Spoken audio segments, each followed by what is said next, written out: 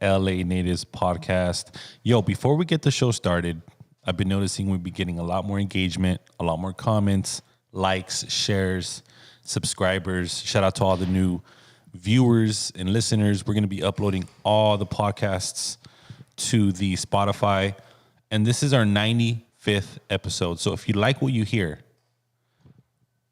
on every video, there's a link to our merch account. We got the merch here. Support, buy a t-shirt.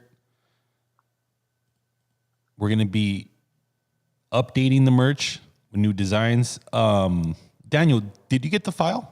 I not from you. I got one from Ruben, but I don't think I got the file from you. Yeah. I think I emailed you last week. Damn. Okay, well I just have to Or look 2 weeks through ago. I'll go ahead and forward it to you. Yeah, And yeah, yeah. guys, so support the merch, right, Zero? Because without support, what's the point? Like all these other podcasters, dude, they're making hundreds of thousands of dollars.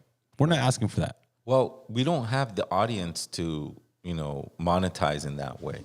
Right. Like, if we had millions of followers, we wouldn't be begging you to buy a shirt. We would be giving you something. And the reason why I'm encouraging people to support, if you like what you hear, get a shirt, get a sweater, get a hoodie, is because we want to get a new backdrop. We want to invest in a new set for you guys. Right on. Right. We want to invest into Zero's marketing for his new projects, his new music.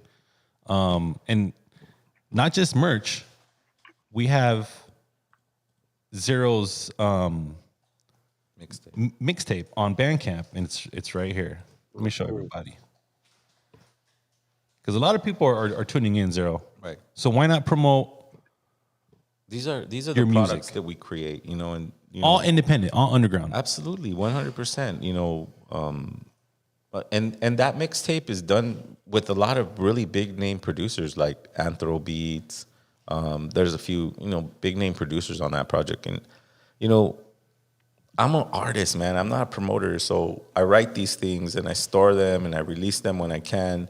And when I do, I appreciate anyone whatever we've sold so far is a humbling experience because that means you're supporting the message. The music's good, but I'm not here to try to be a pop star. That's not what I'm doing. What I'm doing is creating a community that is on its way to understanding itself so it can make the adjustments it needs to thrive on its own land. That's inevitable. This is who we are. This is the type of energy that we create here. And the music and the t-shirts is a part of it. Absolutely. And the link to the mixtape is right under the video as well, guys. So we have the Bandcamp link, the Spring link, support, get a t-shirt, check out a single, buy the album, support. I remember back in the day when we used to sell the merch for the El Boo stuff, and there was one guy that used to come up and he just to buy everything. And I go, hey bro, you just bought that shirt. And he's all, I'm gonna give it to my cousin. And I'm like, whoa, you're rebuying. He's all, dude, it's not about me buying the shirt. It's about me believing in the message that you guys have. And really, that's what you do when you buy our merch, when you come to our shows, when you support our podcast. You're supporting yourself. In Lakesh, you are another me. That's what we're doing here. This is not a popularity contest. This is not to be a pop star. This is not. We have works of art that will live forever. That's how I know. I know that for sure because the El Boo albums are thriving right now. There are gifts from the ancestors to you. Just happened to come through me and Eric and Victor for El Boo and the Zero Project through me. I humble myself to that understanding. And so we put this stuff together for you guys to support us and for our podcast to grow so that we could put on events that are relevant to our community, that are going to uplift our community, that are going to teach our community, but most of all, bring us together. We need to come together in a way that's different from political views or spiritual views or anything. We just need to come together as a family, knowing that we are a human family that needs each other to combat greed, colonialism, and all the, as Daniel says, caca that they do. What's up, Daniel? Say hey. Hey man, it's funny, Ruben. I think about when I was in Mexico, and my primo would say, "No, man, los Mexicanos, I was thinking so smart. They called it fecal matter. They had a use for that, And I always trip out and say, back in the day, I know this. I know our caca didn't smell the way it does today. It didn't smell the same. Back then, it probably wasn't even caca. It probably smelled like, I old mean, oil. everything was organic. Everything. Right, Ruben. I I just mean, about we lived off right. the earth, and the earth lived off us. We, Right, and I mean, nothing was dirty. yeah. Everything was organic, So, and so Sky, real quickly, say hi to the chat. Who's on right now? We got some early birds tapping in. Shout out the native kids. Says Oho, George Cannon. Nice, Shouts out from George. Southeast LA. Filthy Rich, Huntington Park tapping in, and Godlike Cruz, SDN. Thank you all for cool. tapping in. What's up, George? We see you. Yeah, George Cannon, man. Thank you so much. I mean, this brother, he comes to almost all the shows that I play, and he comes out with some great videos. So I want to shout out George Cannon. Thank you so much for the videos. A lot of them I've shared on my own page, and I appreciate your interest in my music and the message that we're trying to bring to the community. So yeah, so I have an idea. The first 13, we're gonna record the first 13 people on the chat. We're gonna put them into a raffle, and we're gonna give them away. We're gonna give away something to the first 13 people on the chat, because we also have to give things. Even though we're asking for you to buy the merch and stuff, you bring tribute to people you love. And that's our way of doing it. That's what we're gonna do. I mean, come on, that's a cool thing to look at the chat and already have things, and people are trying to engage. Believe me, we hear you. We want to engage with you. So write in the chat, hey, I need you to read this on air. We're gonna get it. We'll get to it. We don't have millions of followers just yet. We need to pay attention to people that are listening to us now. And then we got Arturo right there from Kansas City. Right on, Arturo. That's my good to have homie. That's the Arturo tap homie. I in. love that homie. I love it because he doesn't agree with everything we're saying. I love it. And don't be afraid to call in. And Right, not a yes man. No, we encourage you to call in. You think that when we gathered chime in. when we gathered back in the day around the fire, we all agreed? No, we didn't. Everybody had their agenda there. But the wise ones, the ones that we really listened to and admired, always had clarity for us. It calmed our ego down. Hey, you know what's interesting, Ruben? You talk about we talk about the spiral and our genetics and our past, and let me ask you this, Ruben. Do you think at all is it possible that you were an Egyptian in your past? Me? I like to record my lifetimes not in a tangible way where I have to actually hold on to them. If I was, I think it resonates in the way I speak, right? In a belief system that's ancient. I know that I'm rooted for sure. For sure, I know 100% in my heart, in my spirit, that I'm a Toltec. Because it came so easy. Yeah, right. But the reason I say that, Ruben, is because I studied Egyptology, and I was always fascinated with. There was one Egyptian pharaoh, and this guy came. When he came, he threw everything off because he threw away all the past of the pharaohs and created a sun cult. And so his name was Akhenaten, and Akhenaten made them all honor Ra, the sun. And so before that, all of the pharaohs were chiseled, fucking, like they looked like G.I. Joe, like if you look at some of the old, places where they had, the pharaohs were still intact. They didn't break their faces. They looked a certain way. They're very similar. When Akhenaten came in, he just was different. He was a bigger guy, big narizón, man, and a kind of a belly, kind of a big guy, And so, not saying that, but your face, you're a big guy, you know what I'm saying? And it's like, man, and I was told stories about where back in the day, our people crossed the ocean and influenced, influenced the East, And Absolutely. I feel that is really, we all get into a battle of like, who was the first and if we think back in time, we think right now we're talking about pre-colonial, so that's 500 years, right? If we all take a second and conceptualize what has happened between those 500 years, so many things have happened. So Well, many Ruben, cover-ups, so many of that stuff. right. So when we start thinking in 1,000-year term, 3,000-year term, 4,000, 8,000, 10,000, 26,000, because that's our calendar, 26,000. That's so much time, so much. You think we didn't cross the ocean and back a couple times? Well, of course. But Like, Ruben, the thing is that the but the influence. colonial, I'll let you answer after. But the colonial perspective, that the narrative that the colonizer brought, was that they barely crossed the ocean, right? They were the first ones. They were the only ones, right? What do you think, Daniel? Well, I mean, the facts are that they had nicotine and cocaine over there already. So these are things that don't grow in that hemisphere. Okay, so there was already things that we were Facts. teaching them. Okay, but here's the thing: is that so Akhenaten changes everything, man. This guy, and it's a time that they're at a height of their culture. After he passes, there's a rebellion. They reject all the sun stuff and they go back to the pharaohs. And who do you think is the pharaoh that's the next one that's brought in to bring in this back the old age of the old ways? Was it the young one, that the kid? How many do you know?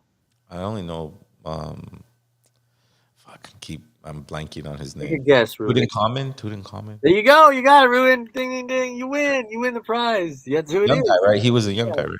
It's Tut. Okay, so now here, check this out. So You know what's interesting now that you say that? He was so young. He was just like Cuauhtémoc. Cuauhtémoc was the young one. no, the hold last on, one. Ruben. He was given the throne at like 7 or 8 years old Wow. because he was just a kid, and they said, "No, we're gonna bring back the pharaoh." So he lives his life. He dies when he's young. He dies at 19. Oh, wow. And Interesting. so, but here's the thing, though. They rob all the pharaoh. They rob everything. His shit's not robbed. Why, Ruben? Why isn't his shit robbed? I have no idea.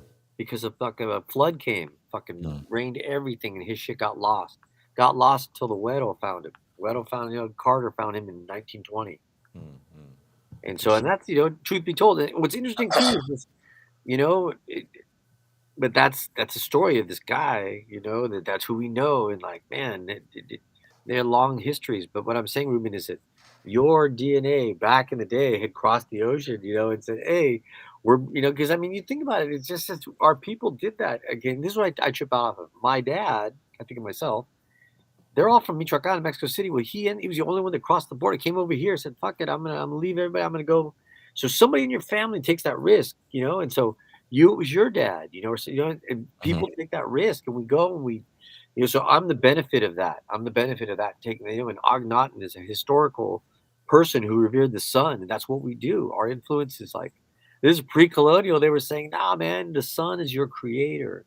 And so that's what we're the people that we know that Tonal Machotl is our sun. It's our creation. So maybe it's a different language. Maybe it's a different part of the planet. But everywhere on the planet, the sun is the light of life that brings light to the planet. And you might say it in different ways. It's like we've talked about. I'm schooled. You didn't go to that school, but we know we're meeting in the same place. We're the same. We're together. But we're coming from different perspectives. And so Well, and that's that could lead us to what I thought the theme of the show could be, right? Because we get so stuck in distracted by trying to be right or trying to be the people that were the first. Like right. like when I read the Humboldt's books, like I really got the perspective that ancient cultures shared knowledge. Yeah. It's only natural for people from India, China, Europe, Russia, wherever, to want to follow the currents of Mother Earth. And they lead them to places, right? And maybe they come back or maybe they don't. That's what makes us so unique and so wise, is to be able to accept other new people from other areas that are teaching things or have knowledge of certain things. But then again, we also had knowledge too. But Ruben, We didn't really use a lot of metal tools. okay, but think about something that Ruben. Okay, now if I come here to wherever, if I'm the traveler, I come. if I come and I try to learn your ways, if I come, in a good way, if I come and I'm trying to survive, and it's something that, like, as a native, I see another native, I'm thinking, oh, a good native. But that's our DNA. Our DNA is to love and to be in harmony with nature. What if your DNA is to kill, is to not accept this, and somebody comes and, like, they don't flow with us, and it's their DNA to cause war. It's their and it's kind of like, wait a second, that it doesn't meld with us, because our way, Ruben, is to learn the way. And it's funny. I had my conversation with my homie. He was like, why didn't they want to learn? Why didn't what was up? And the thing is, it's like, when you come and kill people, there's nothing to learn. You just take their shit and that's it. And it's a very But then we also got to remember that there was an astrological forecast for our people.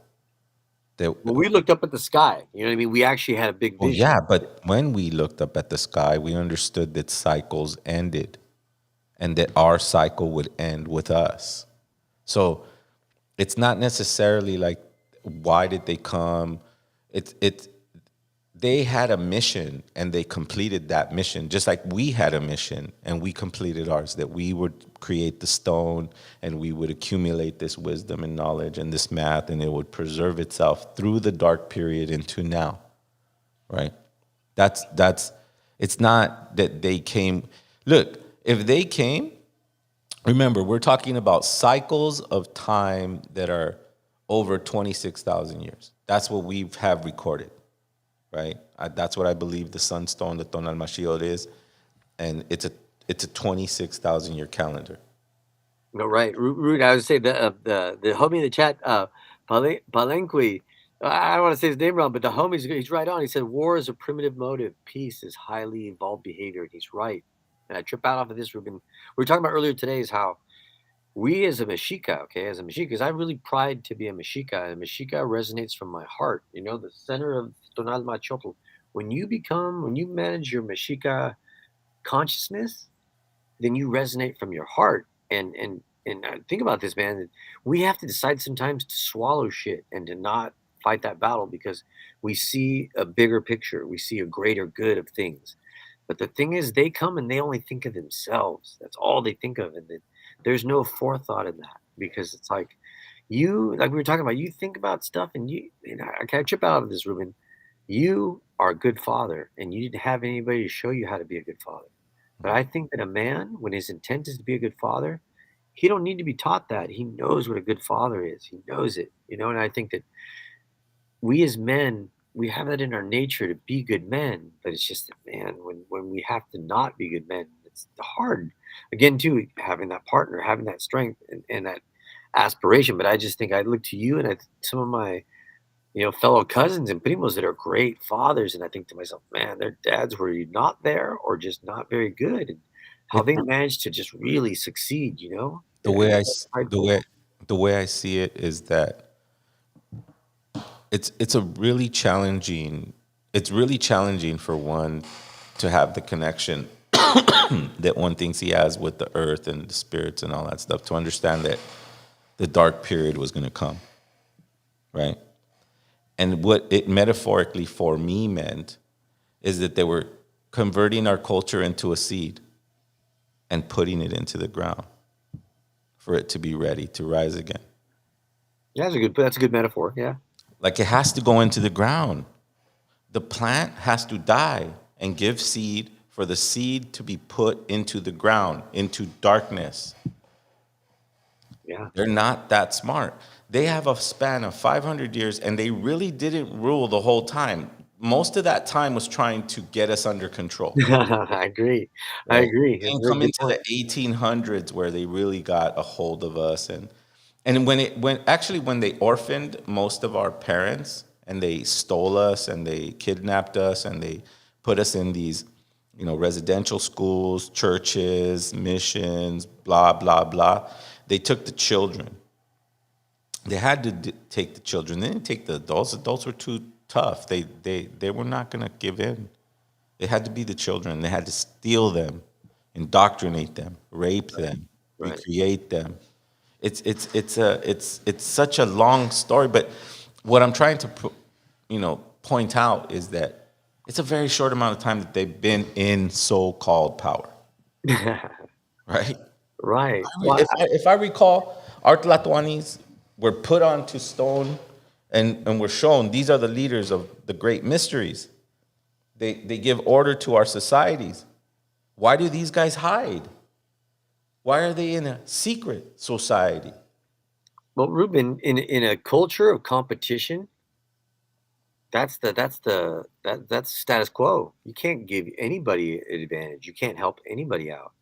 So think about their way of thinking in the world. And I kind of trip out. I remember I was saying, it's like, they're all about, think about it, they're about just taking your shit, you know? And I mean, what's crazy, Ruben, and It's I just don't mean to, unsustainable. It's but unsustainable forever. That's how short their cycle will be because it's already disintegrating. You yeah, but know, Ruben, this is how I grew up, man. I grew up with people that were just constantly just trying to take from each other, you know? And like, I grew up where if I was in a relationship, people that I grew up with did not respect me or the relationship I was in because they were better than me, you know?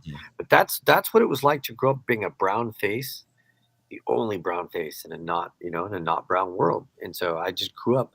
I'm not gonna say I was passive, but I mean it's just people looked at me and saw me less because society, I didn't nothing in society, you Mhm. know? And like I said, I grew up with, oh, Mexicans do this. Oh, but Danny, but you're okay. Mhm. Oh, that again, you know, and it's just like, you know, it just. But I was telling my nephews, man, we didn't have like the Mexican Defense Fund and shit. They didn't care. It was not even white wasn't white yet. They were just them, you know. And so, Well, but again, and we're at the precipice of that seed, or actually, we're that little germinated seed out of the soil already. You know, we went. The dark period is done. yeah, That's what you're for talking sure. about, Daniel. You're talking about a time where people viewed you as less than them just because of their perception of you. Well, But because of TV, because everything that points to me, like I don't do nothing in society. You know what I mean? TV, or whatever it may be. But You know, they Ruben, just they've had been this false influencing. sense. They Right. had the false sense of superiority, which is white supremacy, which is, you know, the doctrine of discovery and the manifest destiny that we have never broke from. We have never broke from that understanding. What you think they put away manifest destiny? No, if they find a tribe and if they find minerals on that land, they're taking that too.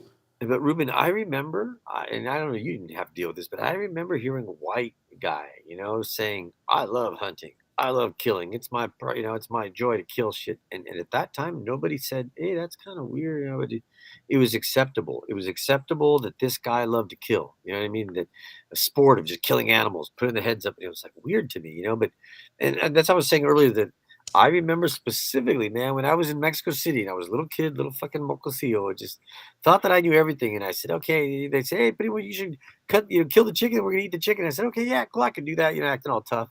Then when it came down to it, Ruben, oh man, when I came to go try to kill this chicken, man, it had the biggest shit I'd ever seen. I was like, oh my god. And they say, man, you scared the shit out of it. Like, oh man, I thought that's what it means. This poor chicken, I'm about to kill it, and the thing's just looking at me like, oh man. And so I ended up doing it. It was the worst thing I think I'd ever done in my life. And then like, I couldn't eat that chicken. Fuck for shit, man. I was like, man, I watched everybody eat. I just not.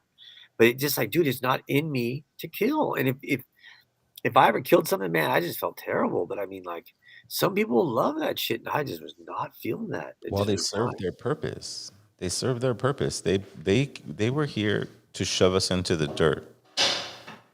And our job was to be resilient enough to come out of it. That's where we're at. How are we going to come out of it? What is the tools that we use to come out of this? Right. But Ruben, Really, because it was supposed to happen, man. Like right, right. from But what Ruben, I've understood, they told Cuauhtemoc to give up. They told Cuauhtemoc they didn't. Cortez didn't capture Cuauhtemoc, from what I understand. He was to give himself up because we're getting shoved into the dirt. Our time is done. right, right. We cannot avoid it. So the repercussion of what that was, the racism, the land theft, the rape, the everything that came with it is shoving us into the dirt. Just shove it. Go. Let's see if you can come out. And guess what? Our abuelo said they will come out. Yeah, They will exactly. come out. Put them deeper. Watch. Watch them come out of this. Why? Because in that seed, there is DNA. And we're not killers. We're Right. connected to the universal source. Right. We understood that the Tonal Mashiach had answers no matter what generation we're born into. Right. Hey, Sky, you got to read the chat. I think the homie nailed it right there. I think it's a good counter to what I was saying. He said, "Dad raised me chopping chicken heads and killing rabbits for our meat. We lived in the mountains of New Mexico." There you go, man. See, I got mad respect for that, brother. And the thing is, killing is a way of life, man. Because I just wasn't raised that way. mhm. I wasn't taught that respect. And once I did that, fuck, it changed it, man. I was like, man, I couldn't. It's funny. I trip out to this day. I don't like chicken, man. I'll eat it. Yeah, it's not my choice. I mean, Maybe that's where it's from. That's crazy. I never thought about that. yeah, yeah. That's crazy. Because I don't know, man. God is delicious to me, man. But I don't know. But you were talking about this whole too is going back to your the Roman circus you were talking about. Well, I mean, I think that I was out, it was Father's Day, It's a this good weekend, story. I like this story. right? I go. My daughter's like, Dad, I want to take you out. All right, cool. I'm gonna get all the brothers together, and they took me out. And she's all, well, I know you're vegan, so we're gonna go to Sage in Echo Park. Ah, cool, thanks. So we go and we sit there. 2 minutes into sitting down, my boys are all, what's that noise? And it's somebody on a bullhorn protesting that this vegan restaurant now serves meat. It has like 2 or 3 items that are meat items, but they had to go and do a very huge spectacle and go into the restaurant, clear it out. Like, I mean, we left. When right next door, the restaurant right next door had tons of meat items. Like, and what they were saying at Sage was that meat is murder and meat is wrong, and they're going after a restaurant that's 80% plant-based. It's just a few items. Like, I guess they're trying to, not everybody's vegan. The vegan movement's over. Like, people are into whatever they're into, and so, businesses are going to change food their, Nazi. Right. and my point of the story is that it felt like a Roman circus. A mini Roman circus, right? There are big Roman circuses, and then there's these little mini Roman circuses. And now with the social media, it's even a micro version of it, right? These distractions from the truth. Right. Like, really, they were yelling so much about how killing animals is wrong, and they had passion in their voice. They had like, this is wrong. Killing animals is wrong. And I'm like I'm talking to my sons, and I go, wow, it's kind of weird that they're asking for animals to be safe, which everyone should be safe, that kind of industry is questionable already. But there are people being murdered, children being murdered. People being wiped off the face of the earth just for their land, right? And we're talking about this. Like, that's what I'm talking about. The Roman circus, right?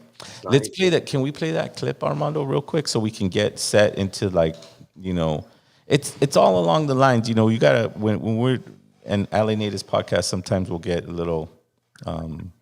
We'll talk about everything we want to talk about because me and Daniel kind of pregame this now.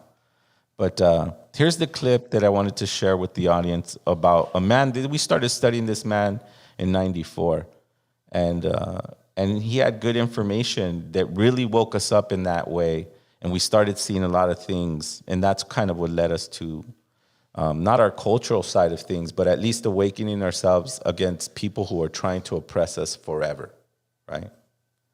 William Cooper. On the media as it is today either. Oh, of course not. All the media in this country, radio, television, and print, is all owned by 5 corporations. All of these corporations that own the media are owned and controlled, and members of the Council on Foreign Relations sit on their board of directors. Can you name those 5 corporations? Is that... Not off the top of my head. Okay. I could try, but I don't want to take a chance on being inaccurate. But you can trace that yourself. Okay. Remember, if you go down and you trace the ownership of a station or a newspaper, and you get to a corporation. Remember that somebody owns that corporation, and it's usually another corporation. But when you trace the interlocking of all these things, when you get to the top, there's 5. And all journalists know that there's some things you don't write about and you don't talk about because you'll lose your job. And that's where the control is.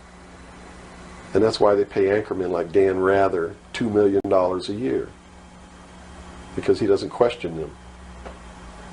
He knows that if he goes against them, he's going to lose $2 million a year.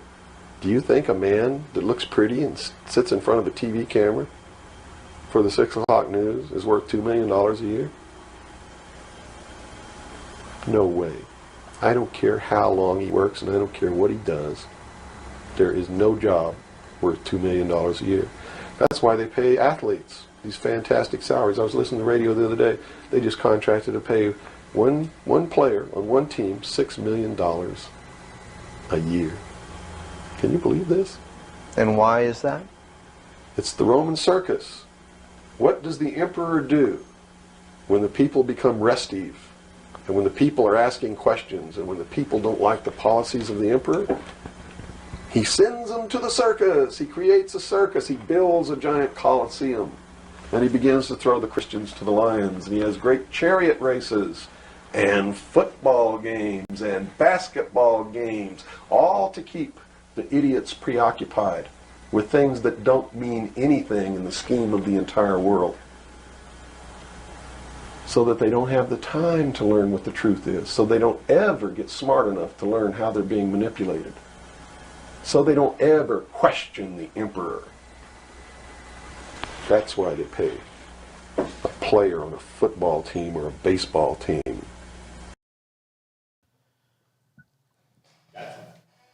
That's some really powerful shit, and it all makes sense, Earl. That's what I'm talking about. You know, And it's funny because if he was alive today, how he was saying they're paying one baseball player $6 million a year. Right.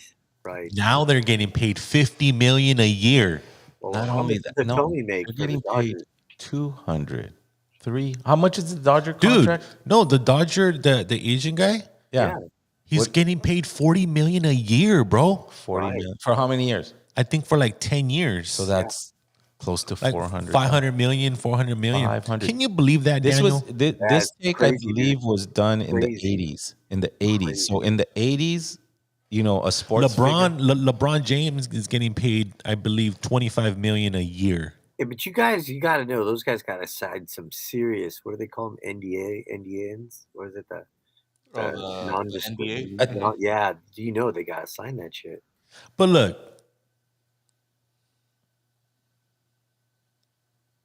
has anyone watched football? Were you into football, Zero? back in the day, yeah. Yeah, I watch football. I grew up NFL. Yeah, I don't know. Tom Brady, it seems to me he's the GOAT. You know, I watched him play. I hated the guy because he always won. right. But They love he was guys only like getting paid, I believe, 10 million a year. Right. Yet he's the biggest of all time. And it's multiple years, right? They're going to do 8 years, so it's Yeah. 80 million. But supposed to be the biggest contract in sports today is this Asian dude that's in the Dodgers. 400 mil, right? Yeah, I think 400, 500 million. I remember- Yet his translator got caught. Right, He right, lost last exactly. minute, Oh dude. my God, You got that, Zero? gambling in the millions. Fuck. In the billions? No, millions. Bro, millions. this guy was living the fast life, huh? Yes, Well- just translating. I mean, Could you imagine? But William Cooper, it's makes complete sense because at those times, building those coliseums right. and like how he says, like, you know, those warriors are coming out. I bet they were getting paid a lot of money as well, bro. But, you know, the decline of the Roman Empire is when all that stuff started not working. These people saw through it. Well, because, yeah, exactly. Like, we live in a shitty city. We live in a shitty environment. You guys are stealing all the money. You guys are making crazy laws. All that stuff. You can only throw the circus at them for so many.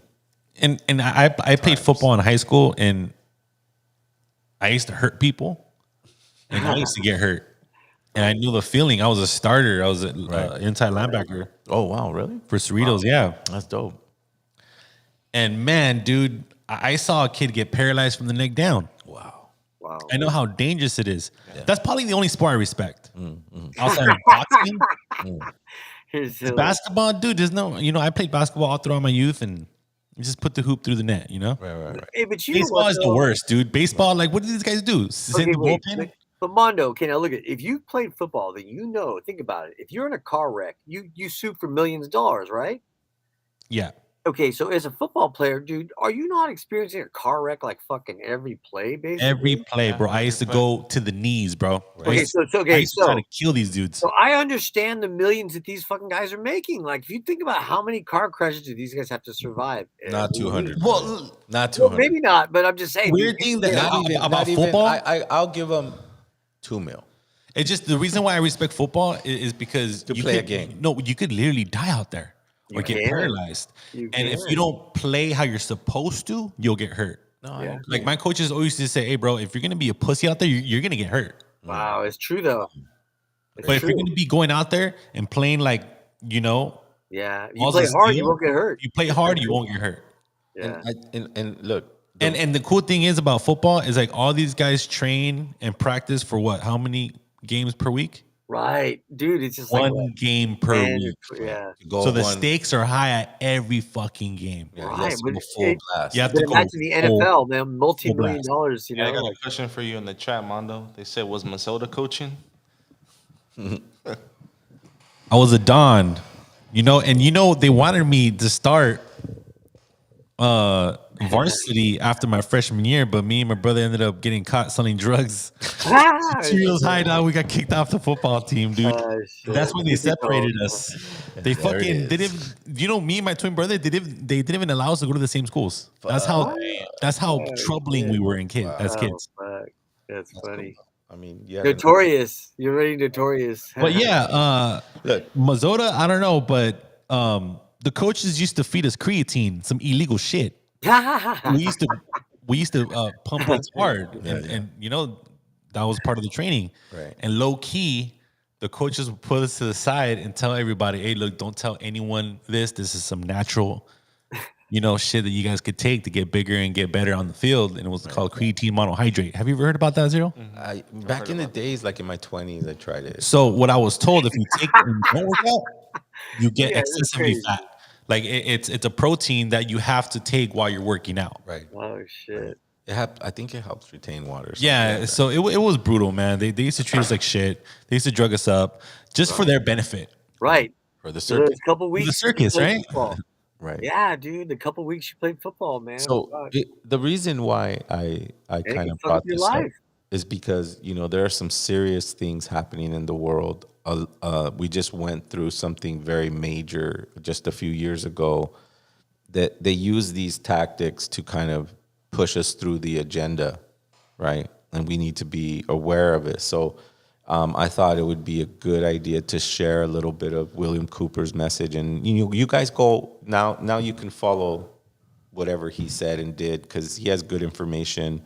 I think when it comes to information, it's just about information and how you're going to apply it and what strategy you're going to use for it to navigate in this modern day. Because everything he talked about then is happening now, and on a he would probably fucking die of a heart attack to see what's happening. But he wrote a really good book called "Behold the Pale Horse," and you have to take it with a grain of salt, read it, kind of get the information and see how it fits in your narrative. But we were studying him. Let's go ahead and in like '94. play the rest of the video real quick. $1 million or $2 million or $3 million a year. It is the Roman circus. I know men who don't know anything in the world except who plays third base for the Mets. And they think that's a great accomplishment. And they meet and pat each other on the back and bond and go have cocktails and talk about what this guy that plays third base for the Mets did in last night's game. It's sad. It's really sad. Is there any room in a kind of society where these manipulations are not taking place for this type of entertainment or any type of entertainment at all? If people understand that a game is a game, if people understand that nobody nobody, no matter what they do, is worth paying $2 or $3 million a year for. People should be able to get rich if they want to, by the sweat of their individual labor. Okay? By going out and doing something for the world.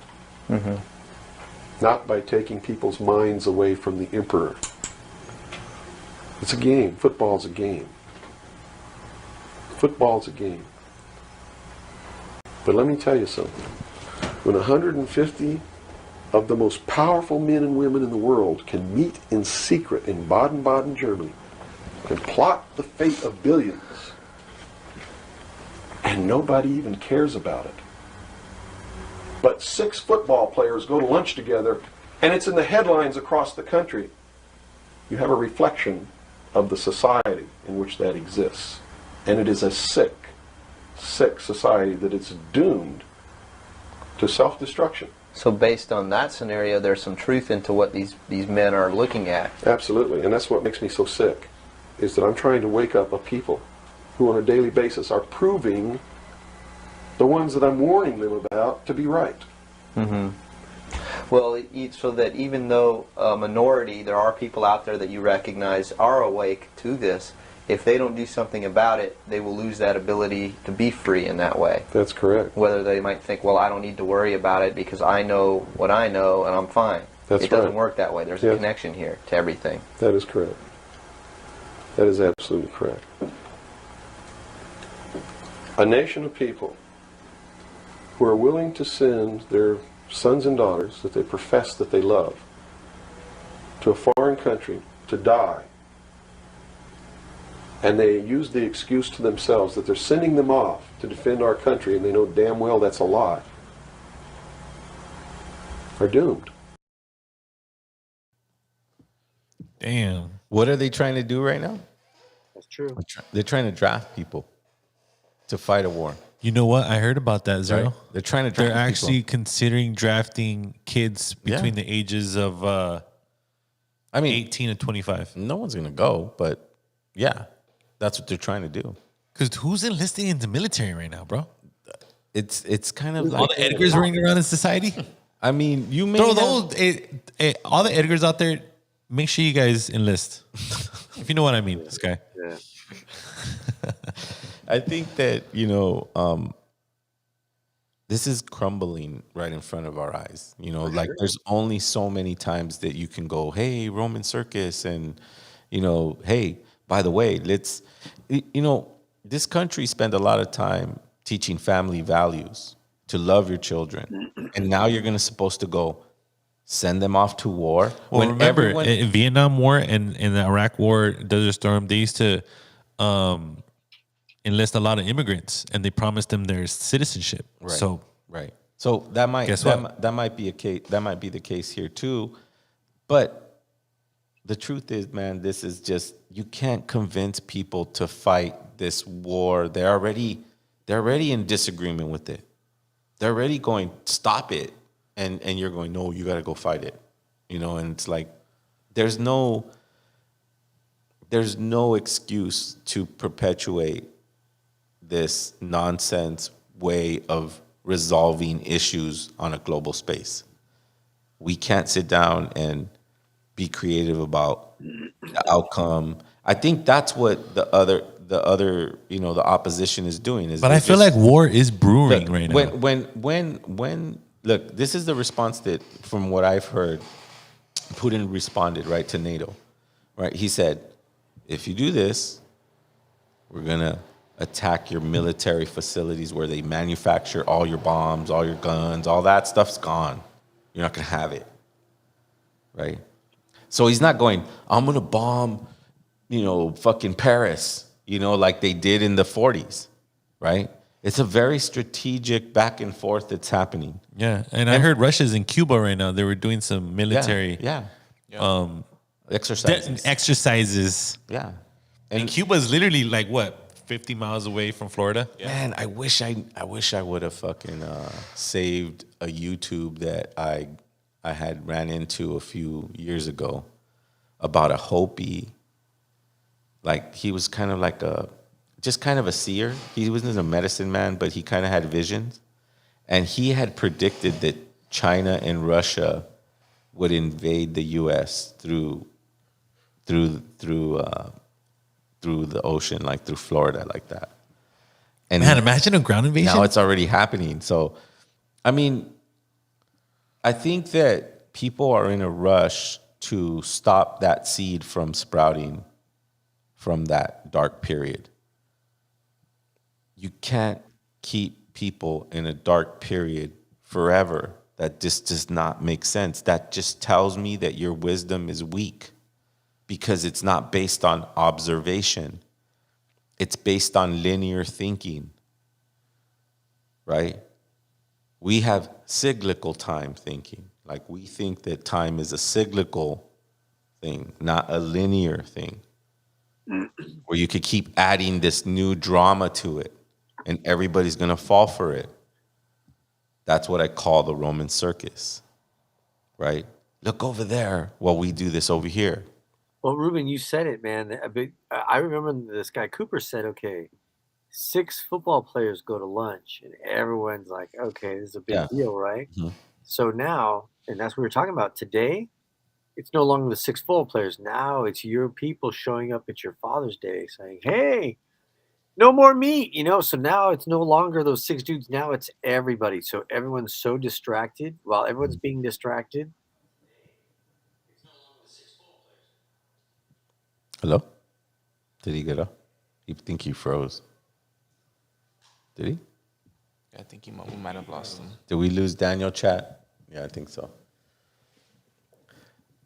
I pulled up that William Cooper clip because when I first saw it, it affected me in a way that was just like, wow, that's right. Why are they giving somebody $6 million? I mean, he's not curing cancer. He's not doing anything that's relevant, right? Then William Cooper starts talking about how, most people get into the conversation about, ball players and what Tom Brady should have done, and the Steelers would have won the Super Bowl if they would have did this. It's like you're talking about a fantasy that has no impact on your life, cost you money, and now it's costing you your thought process. I really love what he said. Like, anyone should be able to get wealthy from your hard labor, contributing to society. Well, that's true. Doing something important. That's true. Like, I think that's so powerful right there. Yeah. But now now the perception starts to open for us in the audience of LA natives, that, we start to look at things a little differently now that we know that no man is worth $250 million, bro. Like, what do you have to do to be worth that? Oh, man. Like, you would have to be you would have to be solving homelessness across the continent. To be I lived, that. I was blessed enough to grow up in the Jordan era, when I used to see Michael Jordan play basketball. Mm-hmm. Man, he was better than everyone else I've ever seen in my life, bro. I'm sure you grew up in the same era, right? Right. Like, remember as Jordan, dude, he always won. Right. Whenever he threw the ball into the hoop, it went in. Right. Those finals championships, dude, he always made those clutch plays. Mm-hmm. Mm-hmm. He wasn't even getting paid a fraction of what these guys are getting paid now. Right. See, he was able to get endorsements, branding deals, Nike, make money off his shoes. His branding made more money for him than his actual career. I think that's more legitimate than what these guys are getting paid now for not even playing a year. Yeah. Right? And, there's also agendas that come with it. There's things that now NBA players have to do that they didn't have to do back in the time of Jordan and Magic and Bird.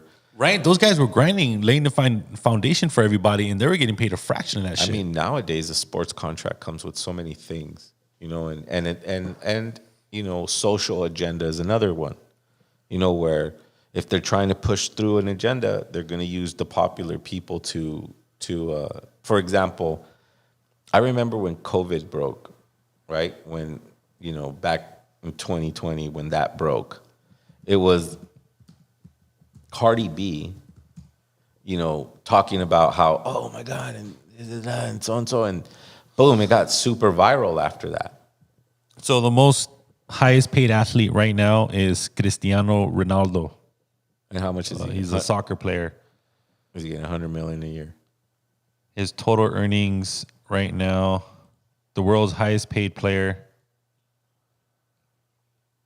80 million a year. 80 million. Wow. God damn, A dude. year. How much is that a month, bro? That's like, That's soccer. 20,000. But soccer is more of a global sport. Yeah, it's a more. It doesn't matter. Global, It yeah. doesn't. I think it really doesn't matter what kind of sport it is. No one's really worth that much money. No one's really worth that much money. It's just silly to give that much money to one person. Yeah. It has to be. And I'm not talking about socialism or nothing or caps on it. I think what you said, doing it with the sweat of your brow. If you made 80 million and you're like, dude, I started this warehouse and I year. made this product and I busted my ass and I did the forklift and my product started doubling, so I got 2 warehouses now and I'm managing. Then if you hit astronomical amounts of revenue, it shows because of that, but not because you showed up to play a game, do interviews, get sponsors. It's pretty much like we were discussing the Roman circus. What are you distracted? You get so He said emotionally. he's met grown men that know nothing about what's going on, Right. but they know about these baseball players who play third base. Because in their mind, And they have parties and when they won that championship, when the Mets won that championship, when the Dodgers won that championship, it's so connected to your nostalgic self that, you want to relive that childhood memory. I remember one time I was a kid and we were watching the Lakers play the Boston Celtics, and it was one of the games that they won, I think, the championship, and had to be about, I don't know, 12, 13. And we all ran outside hugging and yeah, blah, blah. And looking back at it as an adult, it was for nothing. We didn't know them. We couldn't afford the game. If we tried to go to the game, we weren't going to get in. when you were growing up, Zero, was your family into the World Cup? No, not really. Not Not they were really? more into the Dodgers and Oh, they were. yeah, Lakers, stuff like that. How about you, Daniel? Like, Oh hell yeah, it was all Yeah, about we World were Cup, right? soccer, Like the countries. yeah, dude. We went to. It was like the go closest see- thing to like, oh man, we want to beat Russia so bad. Yeah, you know? I mean, like I Beat remember going to Brazil see so the- bad. I remember USA seeing has to closed be the circuit, best. you know. But you know what's interesting, Mondo? It kind of tripped me out. I remember singing closed circuit TV when it was Sugar Ray Leonard against what's his name, the Stonehands, Duran, you know. Yeah. And it was kind of crazy in there. And I remember I tripped out off of this that my dad was around all these black guys, and I was like, what the hell? Like I just was a kid, I was kind of tripping out. And my dad said, hey, if the stuff gets crazy, you just protect my kids. They're like, oh yeah, we got you, man. And I was like, and as a kid, I was just tripping out thinking how, because and I always, I'd trip out as a kid how my dad was very multicultural, you know what I mean? Like he just was always with different people and it just was cool, but I mean, sports, man, just get us together. I mean, again, dude, my dad was drunk off his ass too, but it's just sports, man. It was to me, it was like camaraderie. Is when as a raza, we work hard and we want to party hard and vote for our team. But I think the effectiveness of the Roman circus is that we spew so much emotion into Yeah. a game that doesn't matter. When it comes to things that matter, we have no emotion. Well, Interesting. if you You think know what about I mean? like this, Zero. That's the beauty of the Roman circus is you go, yeah, we won the championship, Hey, we're not gonna fucking put water in your neighborhood. Oh wow, fuck it. They're just exposing how wealthy they are. If they could pay Cristiano Ronaldo 80 million a year on a contract, how much more wealthier are the owners? Zero. If you think about it, Yeah. To give that much money. to one player. Yeah. One, they still have other players that they have to pay. They have to pay the stadium. They have to pay the staff. They have to pay all that. Hey, but the whole teams too. It serves a primal issue too because people are very us and them. They get in their teams and they really fulfill a feeling that they don't have anymore. We don't have that tribal feeling. But what we have to question is the motive of that feeling. Like For sure. we only have a certain amount of energy inside our body. a certain amount of emotion and drive. If someone depletes that from you through entertainment, that's a very big piece of your life. That's kind of crazy. You know what I mean? Like we get Yeah, but that's even a crazy concept. whether, but it's Deplete your life through entertainment. it's the Roman circus. That's where we live. But has there ever been an athlete that you admired, Daniel, or you're like, damn, that guy's really good? Well, for sure, brother. You know, can I tell you something? I think I don't know if I told you, but months ago, I met Roger Craig. And I'm a big 49er fan. So I was at the grocery store and I thought to myself, that kind of looks like Roger Craig, but he's old. I'm thinking, man, he looked really good. He was moving super slow. It was really neat to see him, man. And I was moved, you know, and then he was with his wife and she was hella cool. And just seeing them and like, they were a happy couple, but he looked really good. And I said, how old are you? He goes, I'm like 68. I was like, holy shit. He looked really good, but I liked him. He used to run, you know, had a certain style, but I really felt moved to see him. And I just never had any drug problems, never had any scandals, you know, and just a nice guy. And man, I felt like, I said, man, it was really nice to meet you. He goes, hey, well, nice to meet you. You know, it was such a nice guy, you know, but I live in the city of Sunnyvale. That shit happens, you know?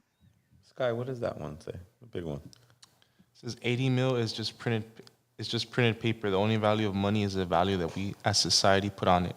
When the last tree is chopped down and the last animal is killed, we will see what 80 million will get. Exactly. Yeah, because there'll be no more paper. Who was it? Who was that? Daniel Garcia. All right, Daniel. Good comment, brother. Thank you for that comment because it's very true. It's very true. How can we put value on a piece of paper that, you know, that is directed by another piece of paper that has clauses within that piece of paper? So if you fuck up within that piece of paper, your 80 million's gone. So it's not even real. It's not even real. Well, I think too, Ruben, there's that type of stuff that can be taken from you. You know, money can be stolen from you, can be taken from you, but it's your intellectual property that they can't take away. You know, and I think it's just a very interesting. But they could take it away because we're dealing with thieves.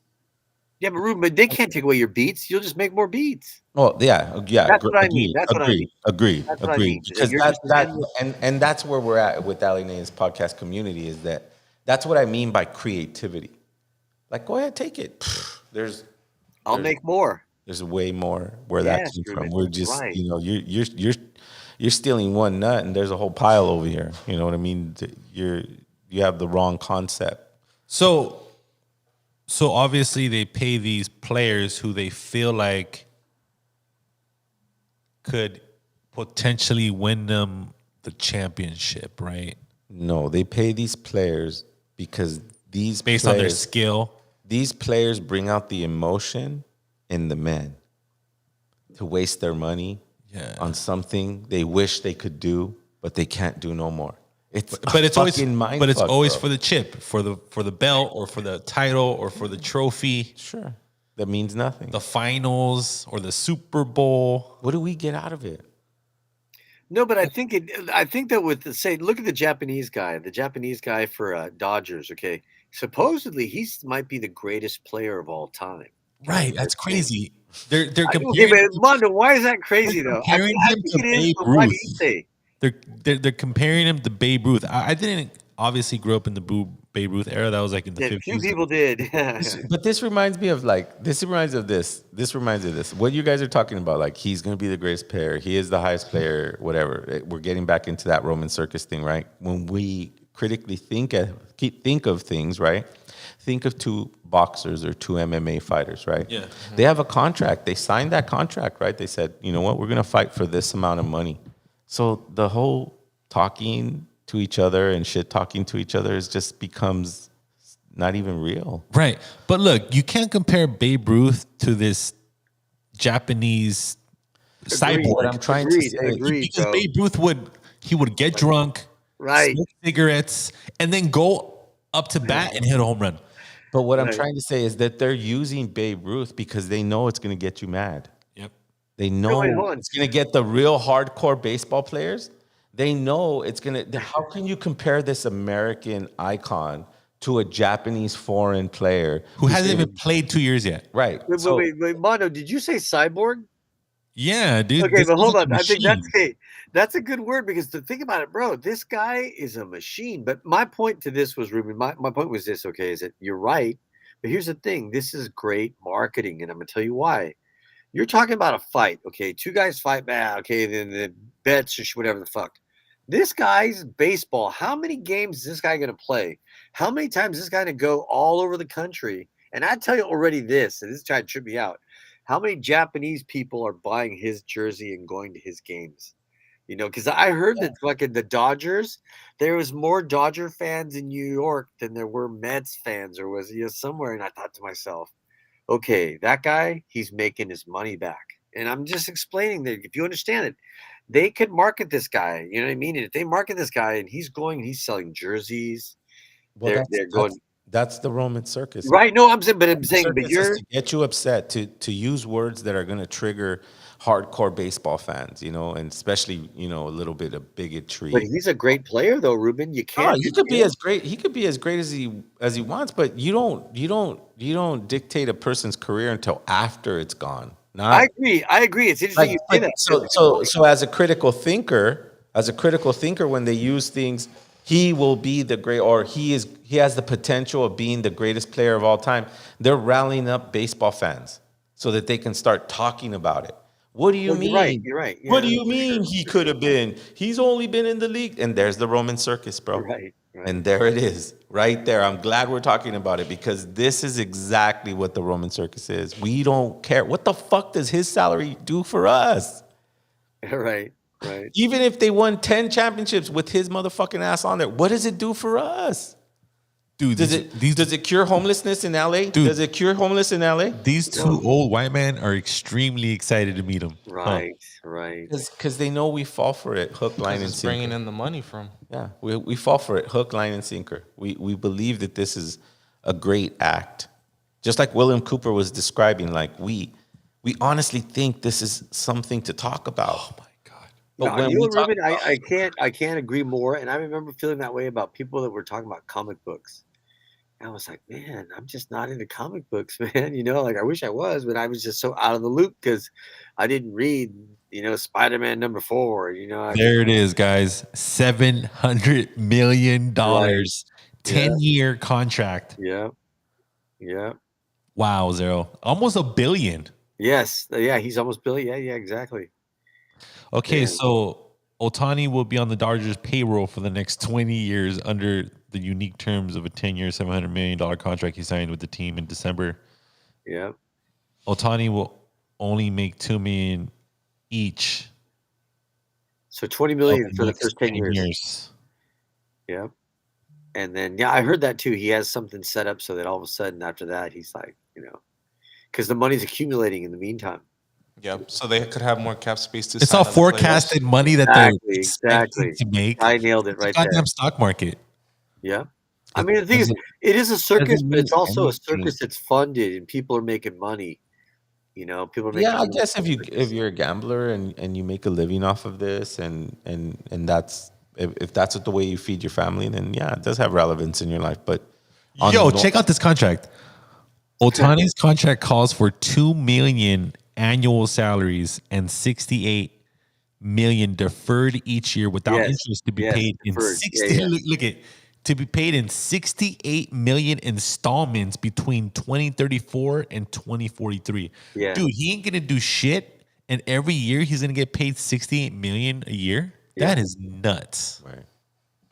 It's a good contract, brother. Dude, what the fuck is he doing for Los Angeles? Right. Does it cure homelessness? Okay, let's take. Has he stopped by Monolani Superfoods? How much did they give this? How much did they well, give he this? should. They gave this dude. I'll translate for him. $700 million. $700 million. All right. No, obviously it's a business and all that stuff. Whatever. But yet they're only paying him $2 million a year for the next Yeah. 10 years. Could you That's a imagine weird that? contract like to me, because they're banking on all the products that they're selling off of him. Yeah. and the people are gonna go sell out their stadium for absorb high ticket prices but okay, if there was a tax on the Dodgers. And they said, kind of like, what do they call that, Sky, when you're over the cap and you're trying to buy another? The luxury tax? The luxury tax, right? Mm-hmm.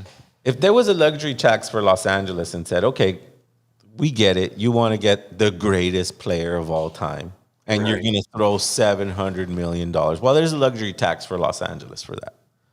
Because we're dealing with a bunch of fucking fentanyl, and we're dealing with a bunch of homelessness, right? So 25% of that needs to go to homelessness, because that's a ridiculous amount of money to give one fucking guy for nothing.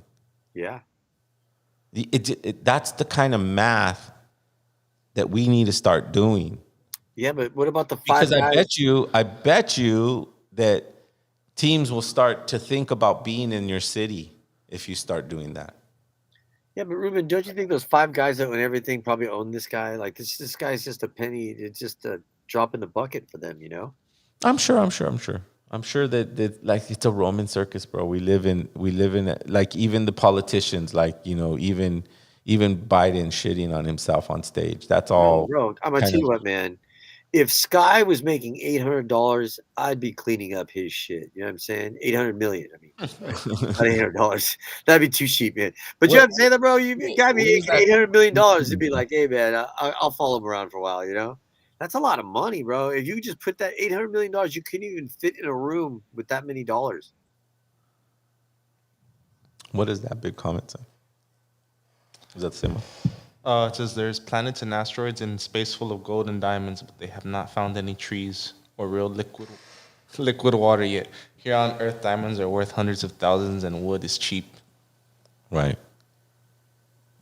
See, those are good. See, that's what I think. That's what I like about the audience, is that they're critically thinking about things that make sense. Oh, we have one challenge in here. Wow, this is really important for a Native American. This is what drunks with no education argue about. William Cooper was a conspiracy theory nut job. You guys have had your minds colonized. Ooh, trigger warning. Interesting that every single point that William Cooper made is now exaggerated in this time. Conspiracy theorist is a cop-out to someone who has done research on whatever topic it is. Now, do I stay on those topics? Absolutely not. But what I'm trying to point out to people is to see the Roman circus around us, not to point out the greatness of William Cooper. And if you have an opinion about that, call us. We have a number you can call. And Touchley, I hate the term Native Americans. Leave American out. That's true. That's right. We're a part of Anahuac and the system of Anahuac, and we were shoved down into the dirt to sprout, and now we're sprouting. And of course, we're going to have disagreements. Of course, your information is not going to be the same as mine. I don't even know how old this person is. Said that us showing William Cooper to the audience is whatever. Yeah, but brother, it's just all information. You know what I mean? I think people just throw out information, and it's kind of interesting. Like I said, we come from two different perspectives. Because like for me, like I don't know, man. I see those, like I see the circus, and it's kind of interesting too. Because I would say myself, I take the perspective of the Mexica, and as a Mexica, and for us, we're trying, at least myself, I'm trying to bring back our way that our ancestors lived on the planet. Because I trip out off of, like, say today, that our planet's warming up, and I tripped out off of when I was in Mexico. They were talking about this. They were talking about in this time that the sun was going to give us solar flares, and those solar flares were going to throw off electricity. And I was like, wow. And at the time, they were talking about how in Mexico City, all the people were on the phones, so they were kind of edging towards that. We weren't there yet, but I mean, the solar flares that come are going to break up all the phone shit, and it's gonna throw it off. And I remember them telling me that, and it didn't make sense to me at the time, but now it makes more sense, because when we're entering this cycle, and I mean, I hate to break it to people, but from what I was educated through the Tonal and through the university, was that the planet was warming up long before we clouded the sky. Absolutely. Us clouding the sky, just maybe say instead of being 112, it's going to be 113, 114. Like us clouding the sky possibly raised the degrees maybe 2 degrees. And if you realize what 2 degrees temperature changes in the planet, it's immense. It's a big change. Mhm. And so it's just interesting that remember, our people have been through this. We've been through this before. And so the way we We've been build. through it because we think we are moving with the the shift of the earth, thinking that we're not greater than it. Like, how arrogant are we to say, and then people are going to have a different opinion about this, but I look at things in a micro and macro version.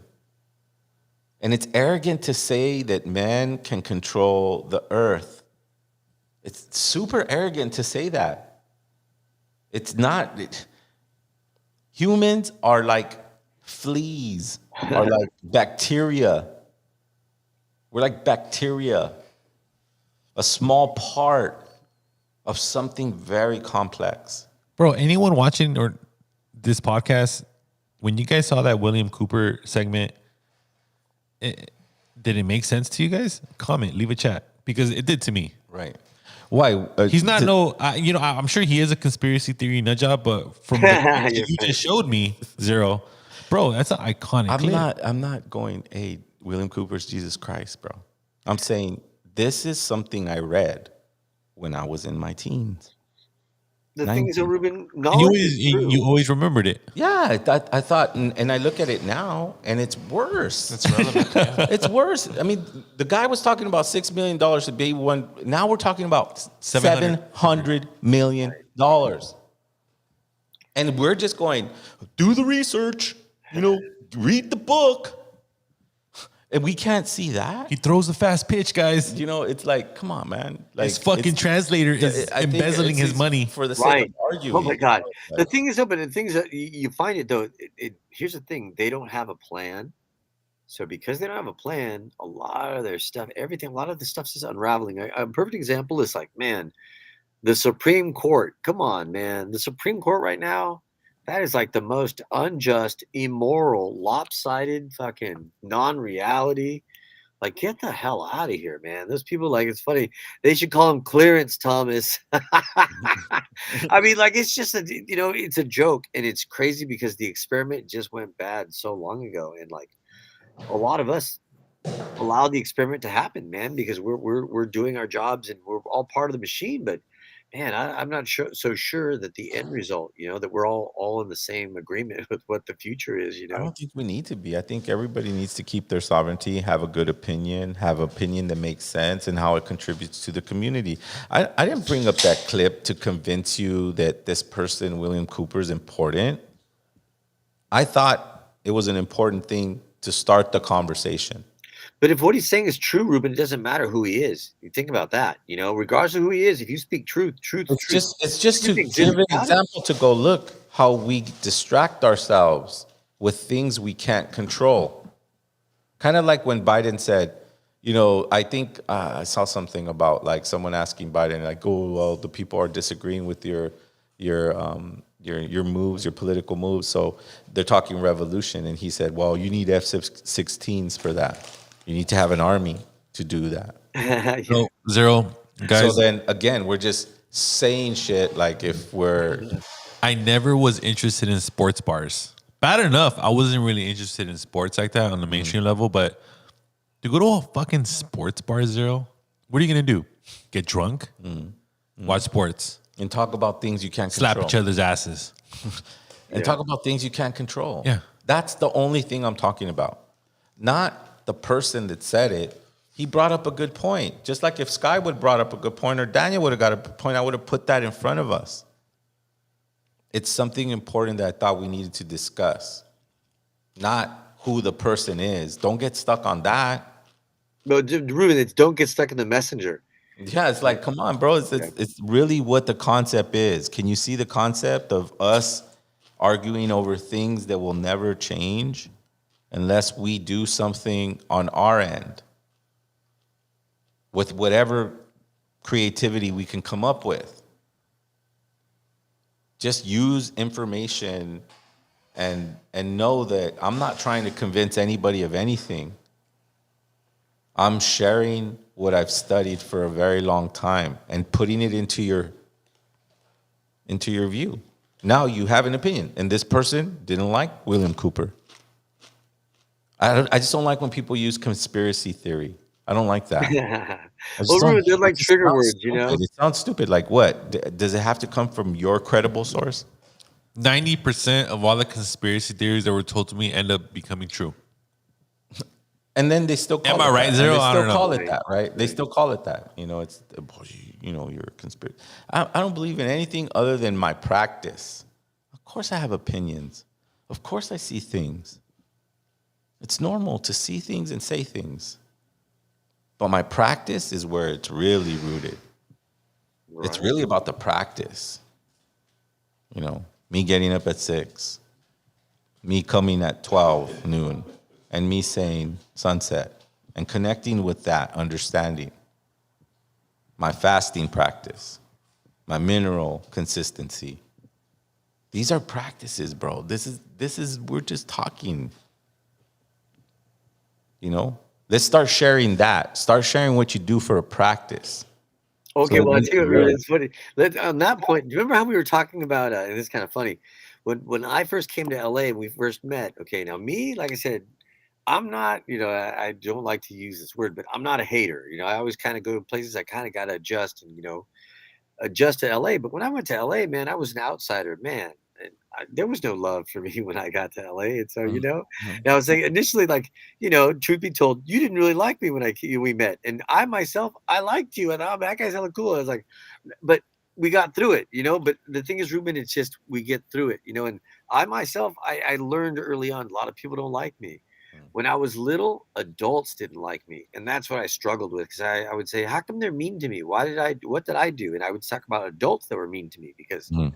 when I was a brown face and all white, like it would set white people off. And so, so I I would get picked on and I didn't understand it. I did not understand it, but it's just like, at some point you have to accept that man it's not me and it takes a while but it's just enough of that's hit you and you but things I learned to not be mean to smile and to try to listen and and it just I just learned I don't know man I just learned to try to make friends and not make enemies and so But that's a strategy. You have to adapt to the jungle environment. yeah, it's so true, Ruben. And so, yeah, I mean, and truth be told, but I mean, and I'm glad that people like yourself got through it, and you got through whatever you didn't like about me. We ended up being cool. And, you coming from a different background than I have, but bro, you saved my life when, no one else could save me. What I mean? And that was priceless, and so it's like, Well,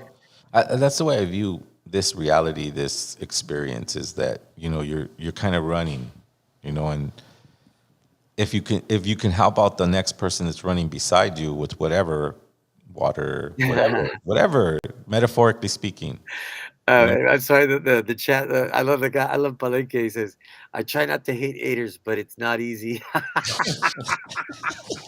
It's so true, man. It's so true.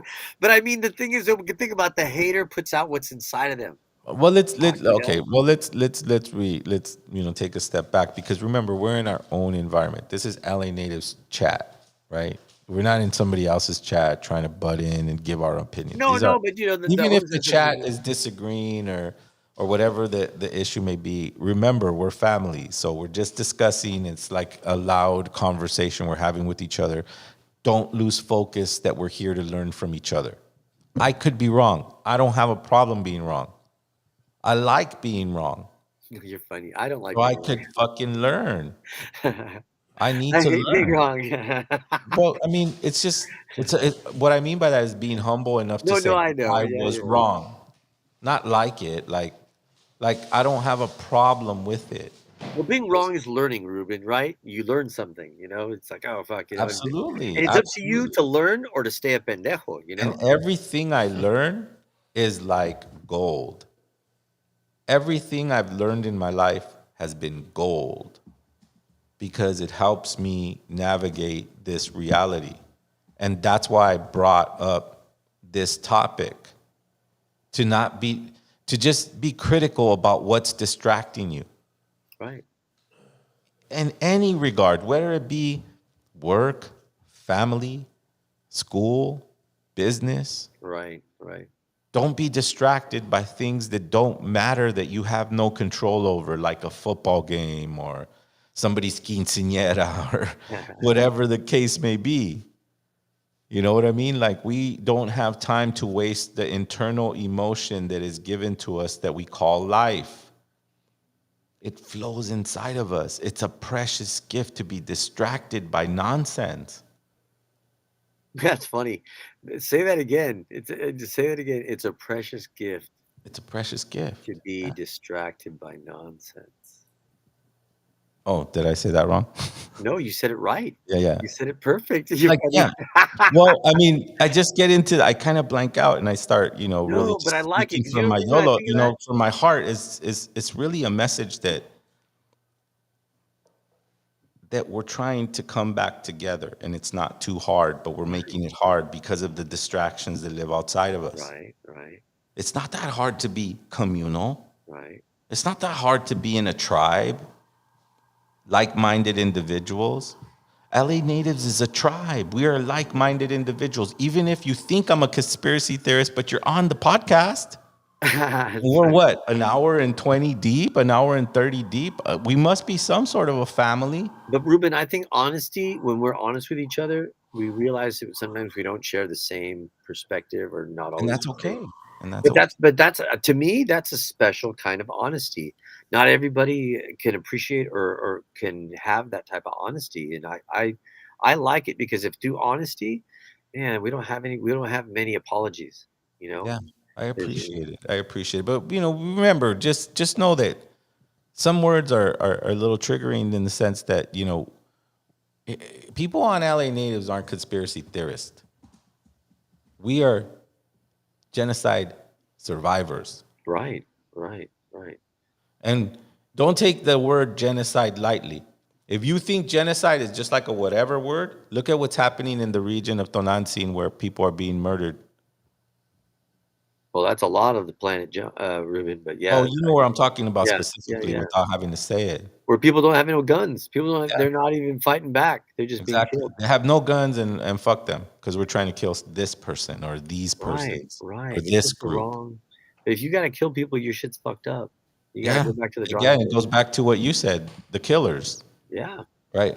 Someone not who doesn't even think twice has no emotional impact over killing hundreds of people at once.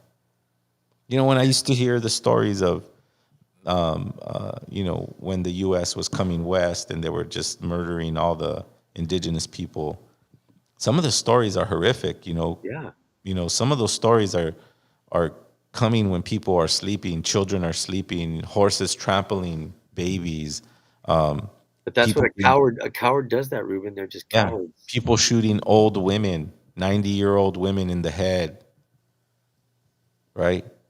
This is the type of genocide we survived. We didn't survive, nuclear bombs or whatever kind of bombs they're dropping on Mother Tonantzin as we speak. But Ruben, it's in their DNA.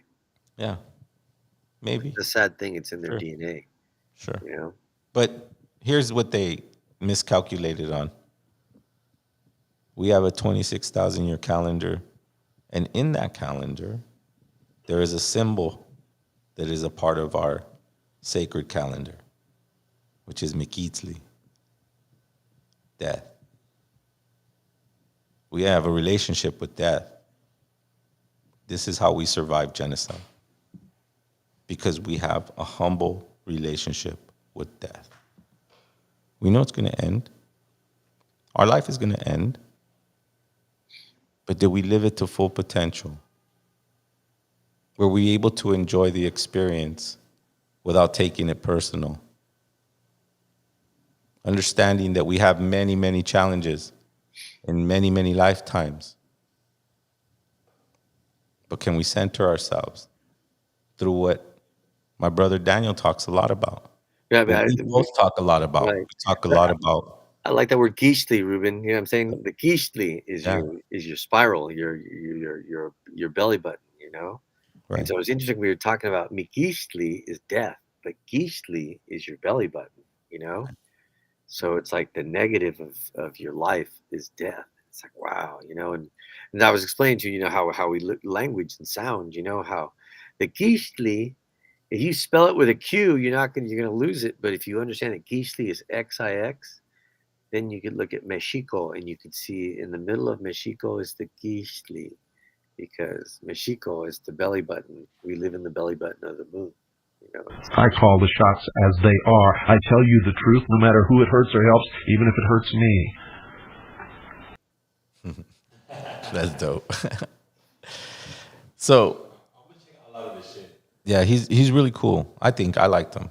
You know, I like what he said. Yeah, I took that one to the Dome recently, and it just reminded me of him and the teachings that I learned from him, and just how to analyze society and how it's moving, and you know, it's just kind of putting out the landscape, and you as a living human have to navigate within that.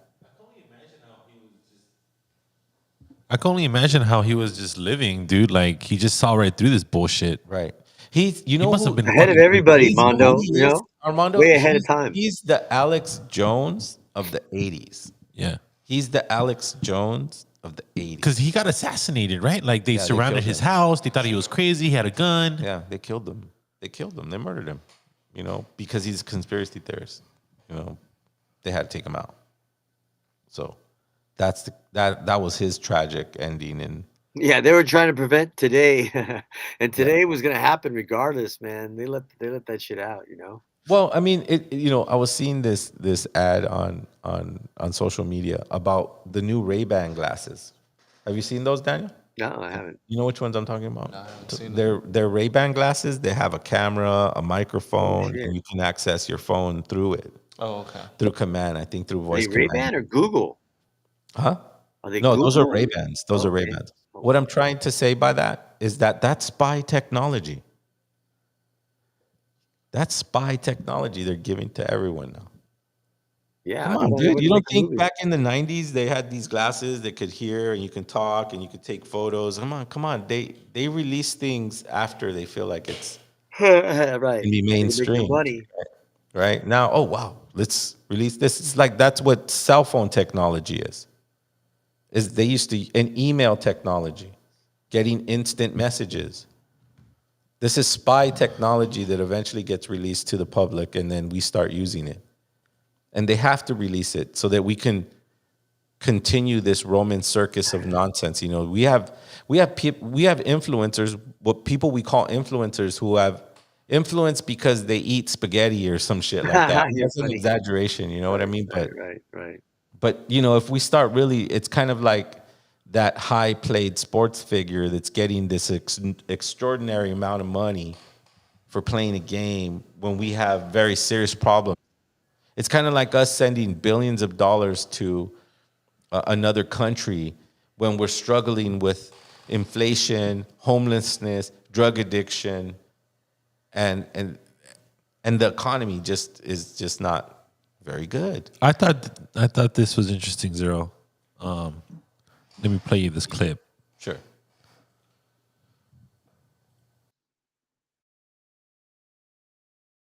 Operation that rescued 4 Israeli hostages held by Hamas for nearly 8 months.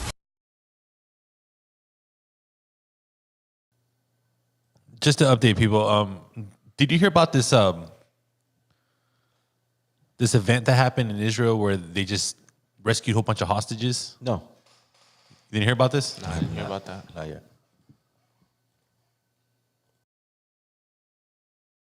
A massive operation that rescued 4 Israeli hostages held by Hamas for nearly 8 months.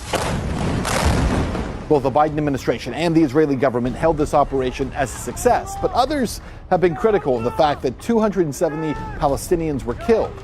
I'm investigative journalist Ben Swan. There is an angle to this story that virtually no one in mainstream media is talking about.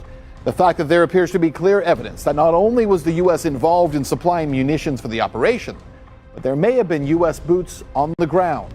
The rescue operation was conducted in the middle of the day as Israeli forces, disguised as humanitarian aid workers, drove a humanitarian aid truck into the crowded market area of Nusrat. Once there, these forces began what they've termed a rescue operation, but others have termed a brutal assault. Assassinations, multiple aerial strikes on full residential buildings, and the entire outdoor Nusrat market left with bodiless limbs and headless bodies scattered everywhere, all under the cover of humanitarian aid. The mission appeared to be successful, as again, 4 Israeli hostages were in fact rescued after months of being held as hostages in the Gaza Strip among militants. Some reports say the operation also led to the death, though, of 3 Israeli hostages, one with American citizenship. Details regarding the exact role of the United States military remain murky, but a few details have emerged and they deserve our attention. First of all, during this so-called rescue operation, the head of the IDF was accompanied by none other than the United States CENTCOM chief, General Michael Kurilla. Here they are together during a more public meeting over the weekend in Israel.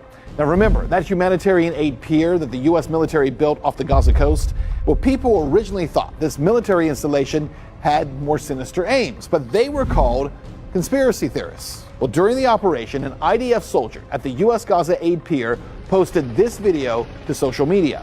You can see an Israeli military helicopter taking off, and behind it, parked on the dock, you can see a few Israeli army vehicles and also humanitarian aid trucks. The aid truck that allowed the soldiers to disguise themselves as humanitarian aid workers reportedly left from this very area.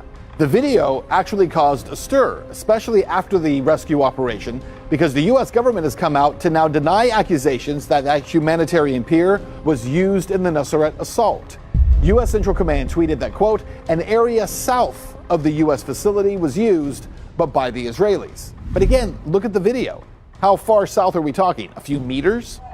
This survivor, speaking from a makeshift hospital, explained that 10 soldiers exited the fake humanitarian aid truck and shot him with 3 bullets in his chest, arm, and leg. Then he says Israel began to intensely bomb the area with fire belts, meaning dropping large amounts of bombs indiscriminately.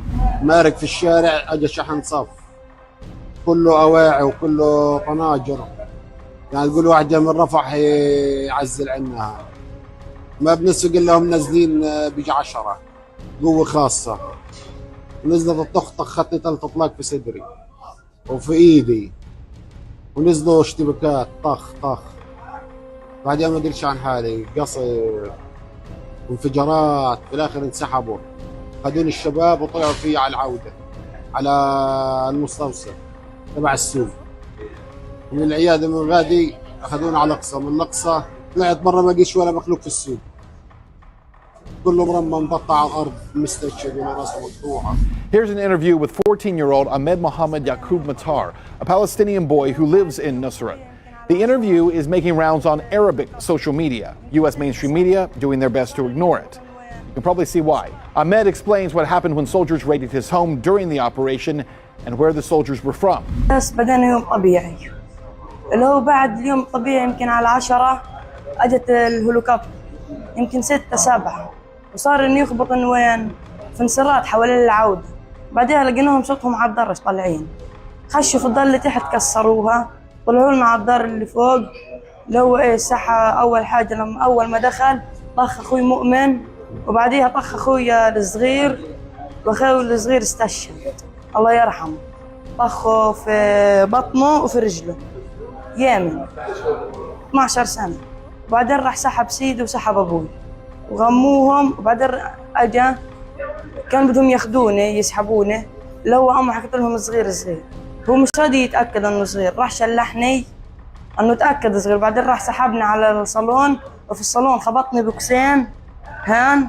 بعدين راح قعدنا على الارض وغمى عيني. لما غمى عيني حكى لي ايديك لورا رجعت ايدي صرت رافس ما يربطوهنش.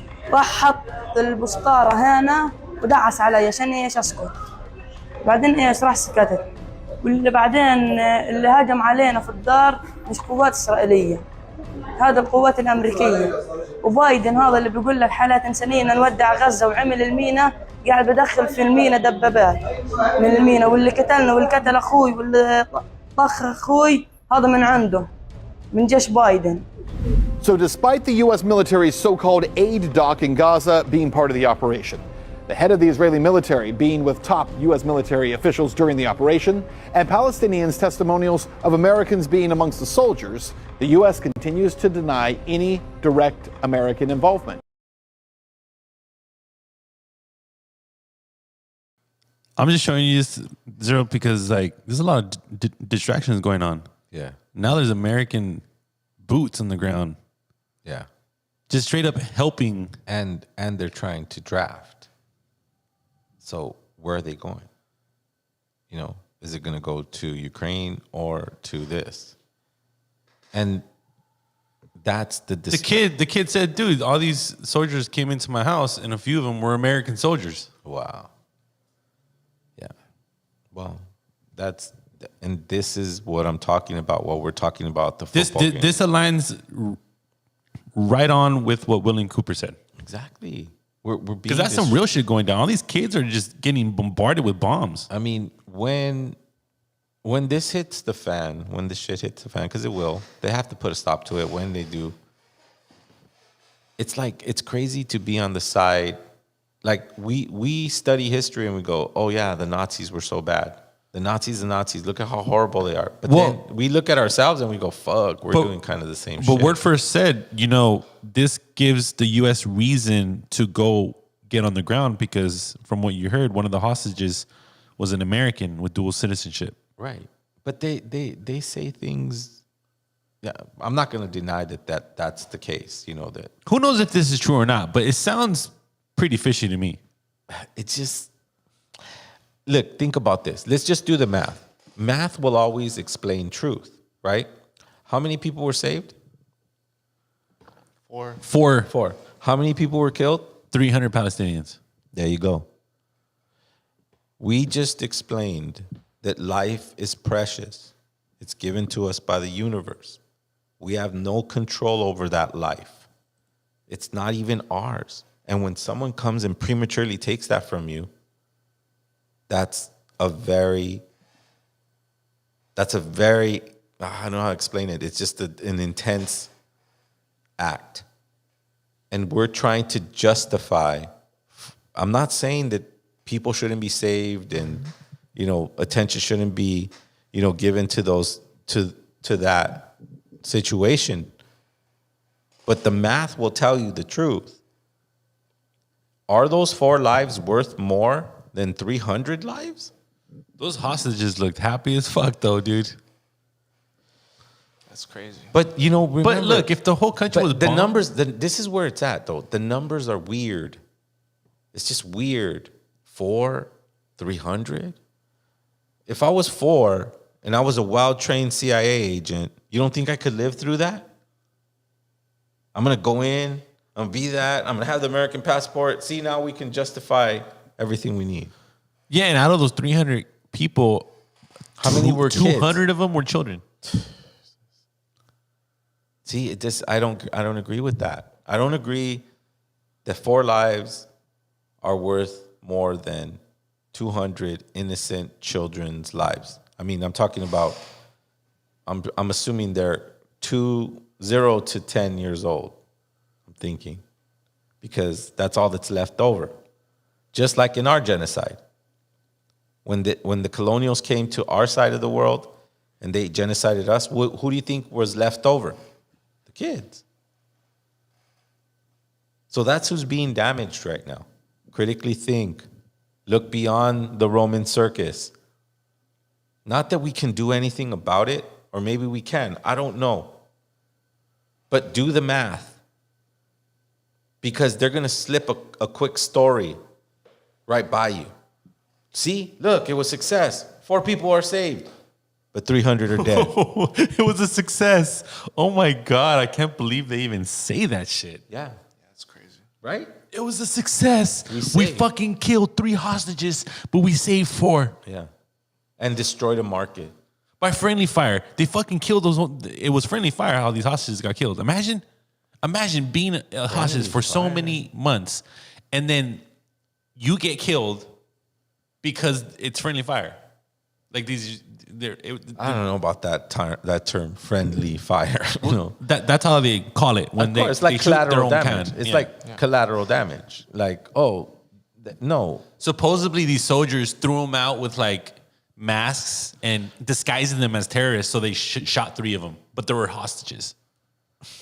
Well, the thing is that the math doesn't lie. And I'm not going into debate about the politics of it. I'm just talking about numbers of casualties.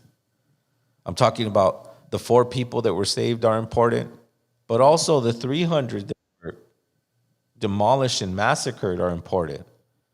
If we could remember that, then we can start to get perspective about what's happening. You're right, Armando. We're talking about what? Silly things over here while people are being literally wiped off the face of the earth, just like we were, or they thought they were doing to us. But remember, we are the seed that they shoved into the earth, right? Or maybe they didn't do it. Our abuelos did it. Yo, Vic, are you there? Yo. Hey, so look, since Vic's a vet, Vic, how do you feel about the government trying to draft again?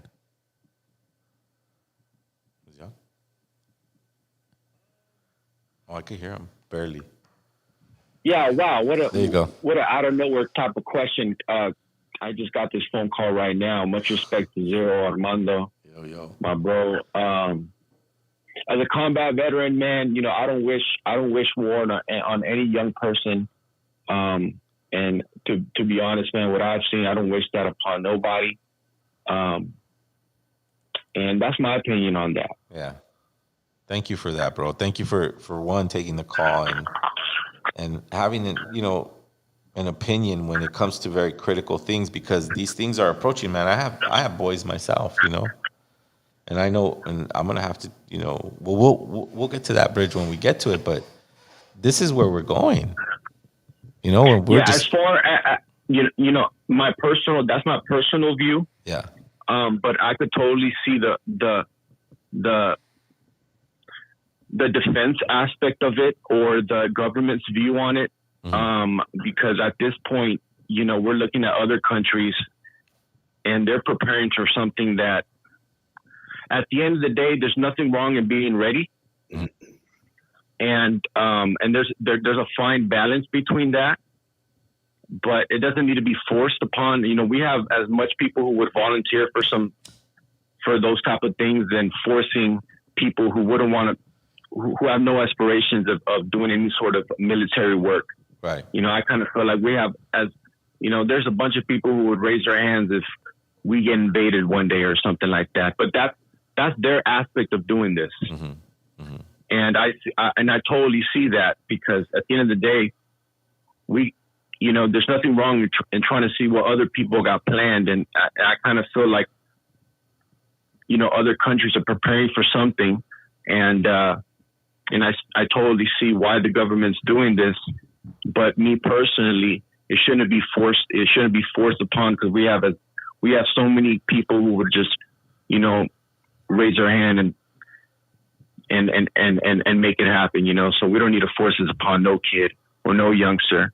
And that's just my firm opinion. But it's just not the 1940s anymore, bro. It's just not the 1940s. It's not the Vietnam War. It's not. Right. Or exactly. God, imagine these kids how terrified they were when they got drafted, dude. But back in, going into those jungles, bro. But back in the 70s, though, you had a very conservative America. The hippie movement, right?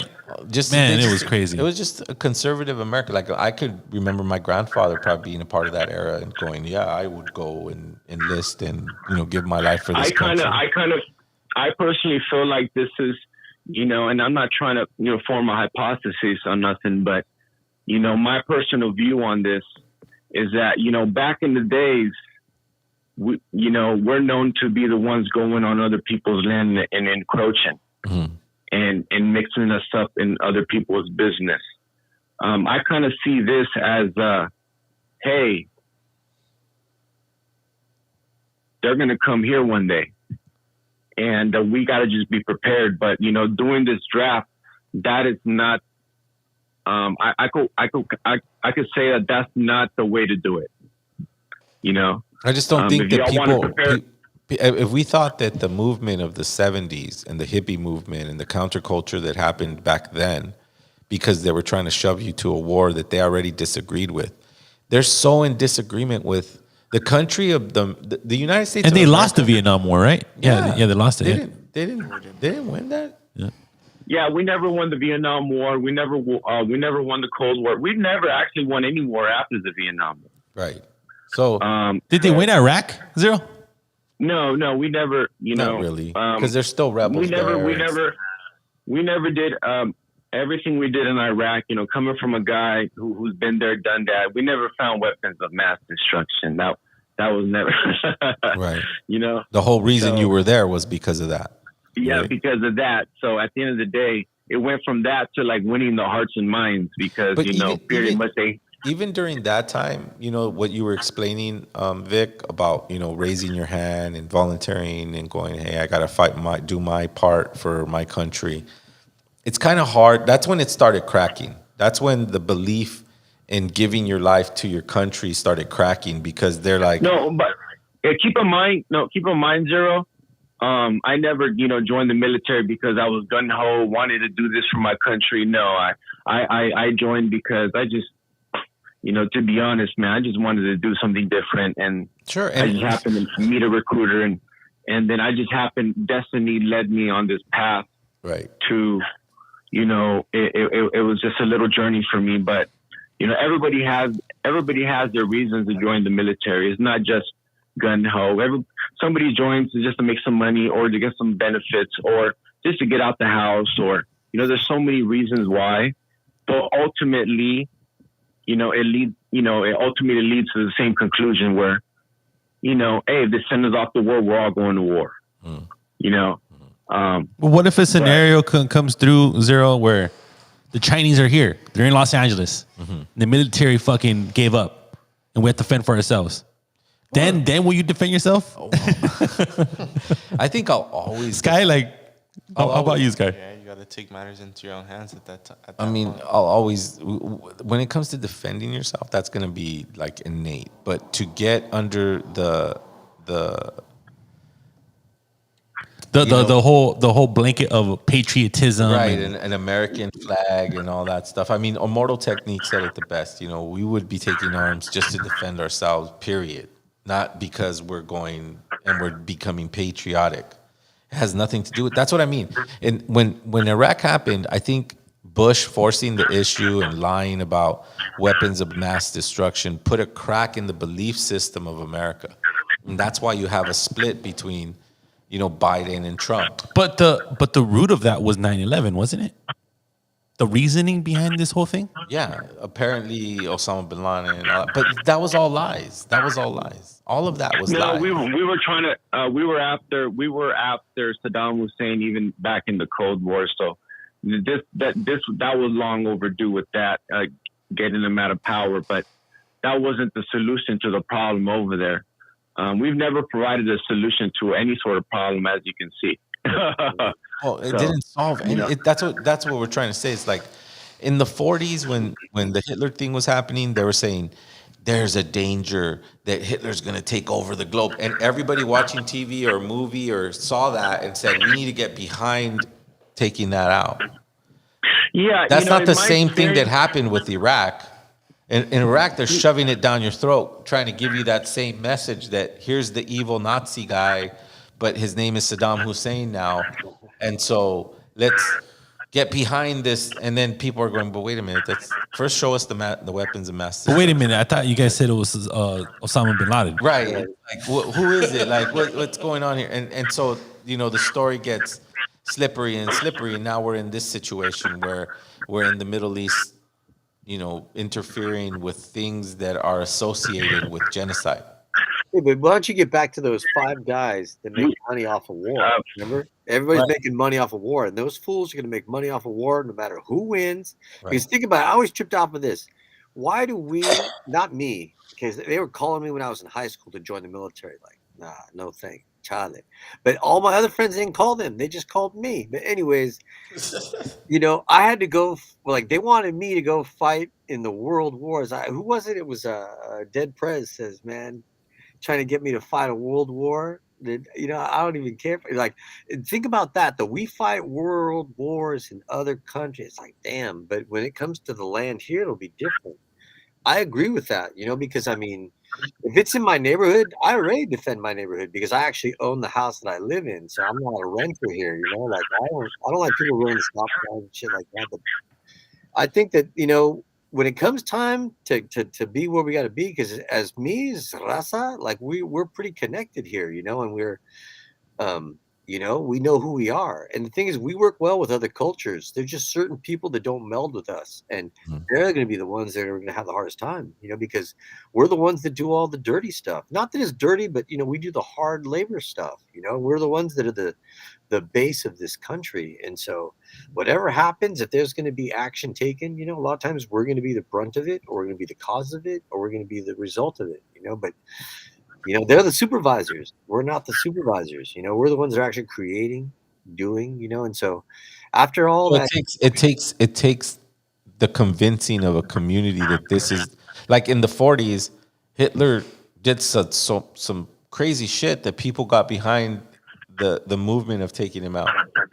There's underlying things that go with that, but I'm just talking about in general for the belief system of the societies or the countries or whatever to go, hey, I'm going to give my son to go fight this cause because this person's out of control and he could come over here and he's going to, you know, destroy us, right? right.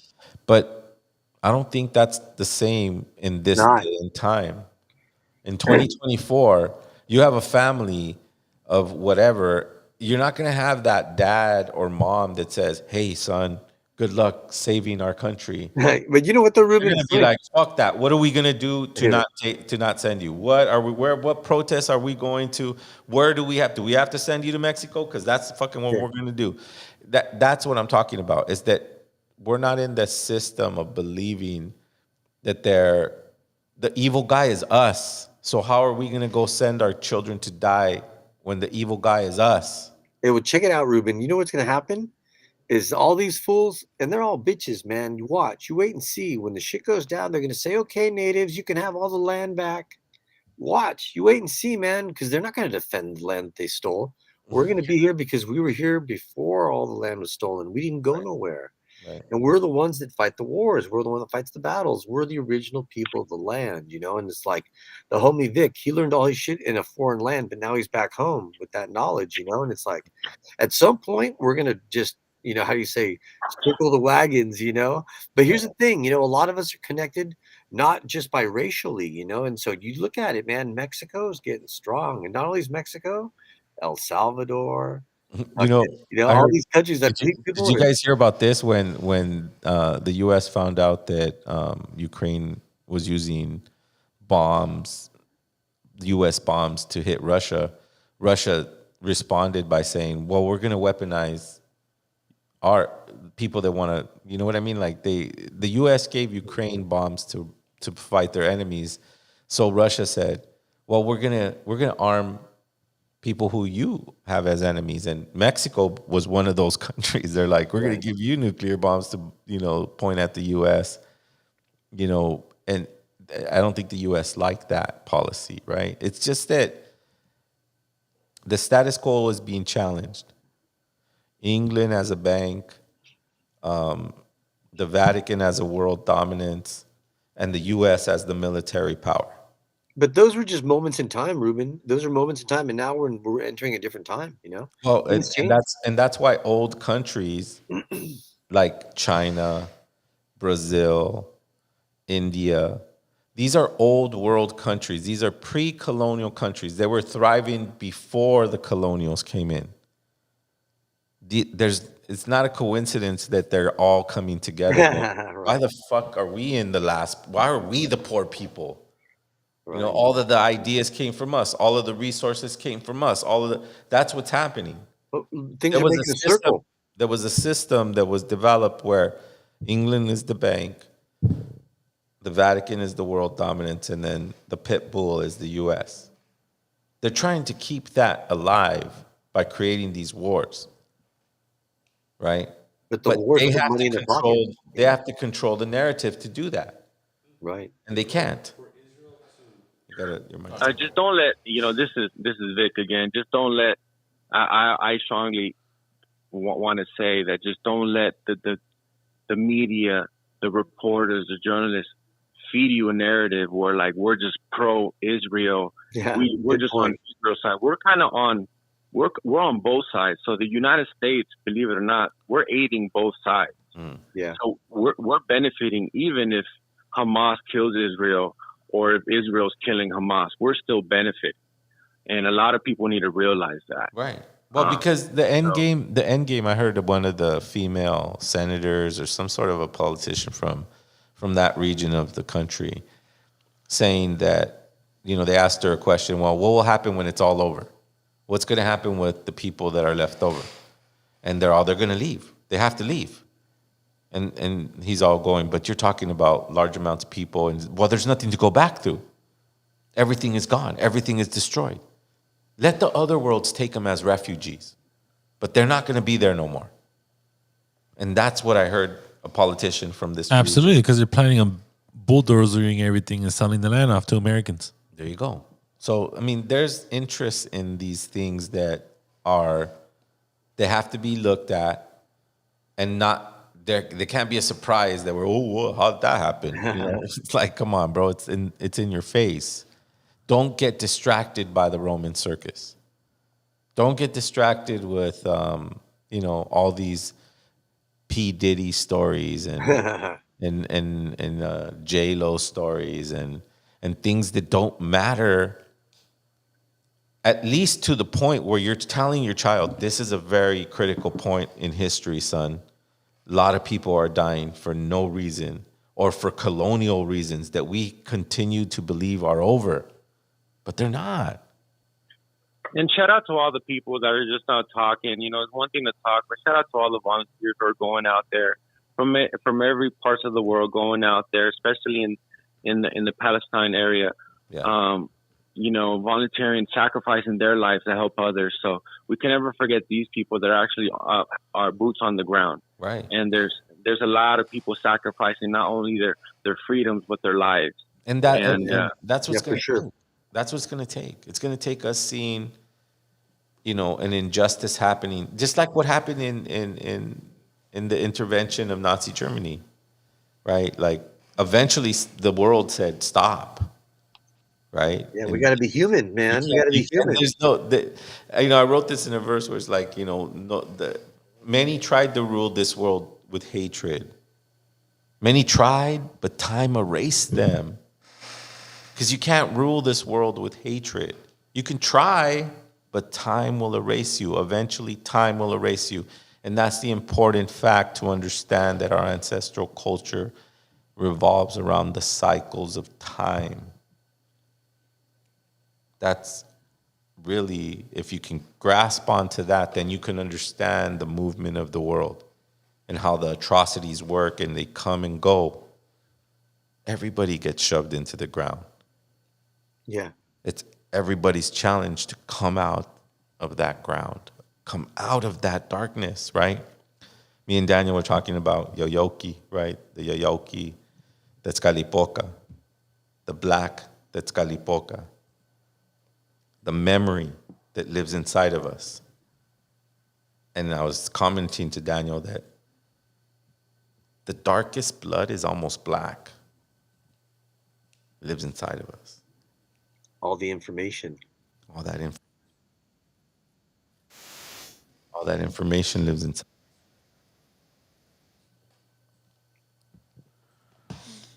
Thanks for calling in, Vic. Yeah, brother. Thank you so much. Always good to hear from him. Always good, yeah. No problem, man. And just to let you guys know, man, there's a lot of good soldiers and boots on the ground, man. Fuck the government, fuck the politicians, but you always got to support your troops, because you know what? Many times the man to my right was an Asian dude. The man to my left was an indigenous guy. And the man to my right was a black dude. And the man to my left was Mexican, Puerto Rican, white. We all come from different backgrounds, but you know what? Support your troops, but fuck the government. Much respect. Well, you know what I believe in terms well of said, brother. In terms of that kind of bond that gets created when you join something such as the military. There's the I work for the U.S. and they're making me go this and they're giving me a gun, but there's also an invisible bond that comes and gets created, and that's really what creates, the so-called patriot, right? That bond of, like, that Vic just explained. Like, look, man, I'm here, and when I'm here, the guy to my right, the guy to my left, the guy in front of me, the guy in back of me, we're all one team, and we're all going home, and we're all gonna survive through this. I thought this video was interesting, Zero. This is where South Africa deemed America is not welcome anymore. Oh, shit. happy when the Russian foreign minister came. He was at home here. This is home. You should have looked at all the comments everywhere in the social media. Our people were so happy to have a Russian foreign minister here. We are happy that they saw it befitting to respect us and to come to us as a way of saying we respect you and we want to give you some form of an explanation as to what is really happening. We can't say the same about this one of Treasury of the USA, who was coming to steal our minerals and our wild life. I don't know what she was doing. America can never be welcomed here in South Africa, in the African continent, because we know when they come here, they are coming to check what more can we steal and finish off this continent. We were so happy when they... That's some crazy shit right there. Well, Truth shit, Mondo. Colonialism is dying right in front of our eyes. And he's all, the Russians, they're at home. Right. They love us. We love them. Right. Yeah. Because they're actually asking us, what can we do to help you guys as people? Right. Exactly. Because, I mean, I'm not on any political side. I think just the end of colonialism, the concept of colonialism, the concept that I could go into a land, murder your children, murder your grandma, murder your wife, murder and humiliate your husband. Take your minerals. Shove a middle finger up your nose and say, what are you going to do about it? That has to end. And it's ending. And that's what this is. That's what African individuals, but if I look deeper, it's just like old, what they called, what Daniel pointed out in a few podcasts ago about the third world countries, the poor countries, right? Right. They really don't exist. Third world. They're just countries that got really exploited. You don't go to a poor country and set up shop for minerals. That means that country's rich in minerals. It's not it's poor economically. Their dollar is devalued, whatever they did in terms of, putting people in power that were greedy, that destroyed their economy. But the space and the dirt, whatever it holds, has value. I heard someone say that on social media where they're all like, people don't go invade countries that are poor. They go invade countries that are rich. They may not be rich in dollars, but they're rich in minerals or in resources, right? And pretty soon, if we don't stop or challenge this, then we're going to go back into the cycles of slavery. Right now, we're in the psychological aspects of that, that type of slavery. Ruben, you're missing a point that a lot of times people don't talk about this, okay? But they take all their natural resources, and then what they sell them are loans. Right. So then they actually end up having to pay money to replace the minerals that they're losing. Right. They're paying the money back to the United States, or back to England or to France, or why Haiti was paying all this money to France. It's like, shit. And then we say it's the U.S. The U.S. is going in there and they're stealing the minerals. It's not the U.S. It's Apple Computer. It's the hybrid car. It's not the U.S. But it's the U.S. interest. This is the U.S. subsidizing it, Yeah. US fucking. I get it. No, but what they have to get the lithium from somewhere. Right. Yes. Because they want everyone to drive electric cars. But is it the U.S. that goes, hey, pile up that lithium, put it in the truck, and it's the U.S. government that's going to hold this lithium? No, it's not. It's Apple computers. It's Ford hybrids. It's corporations that are saying, we got guns. You want to fuck with us? We're going to go into your country. Right. We're going to give you the shitty loan, and if you don't like it, we got guns. Right? That's the way they work, and that's crumbling and dying because people are going, well, we got these other people that have guns, and they're backing us up. Yeah, Ruben, even more so people were saying, I don't want the dollar anymore. I want a different monetary system. That's where they really start to lose their shit. Because they weaponize the dollar by saying, well, you can only buy goods in this dollar. Right. And if you have you're Russia? Well, fuck you. You can't even use our dollar. How about that? Right. And that's what fucked us up. Because then the other countries start going, wait a minute, are we going to be in that position too? One day? If we disagree with you? Or if we don't want to give you our minerals?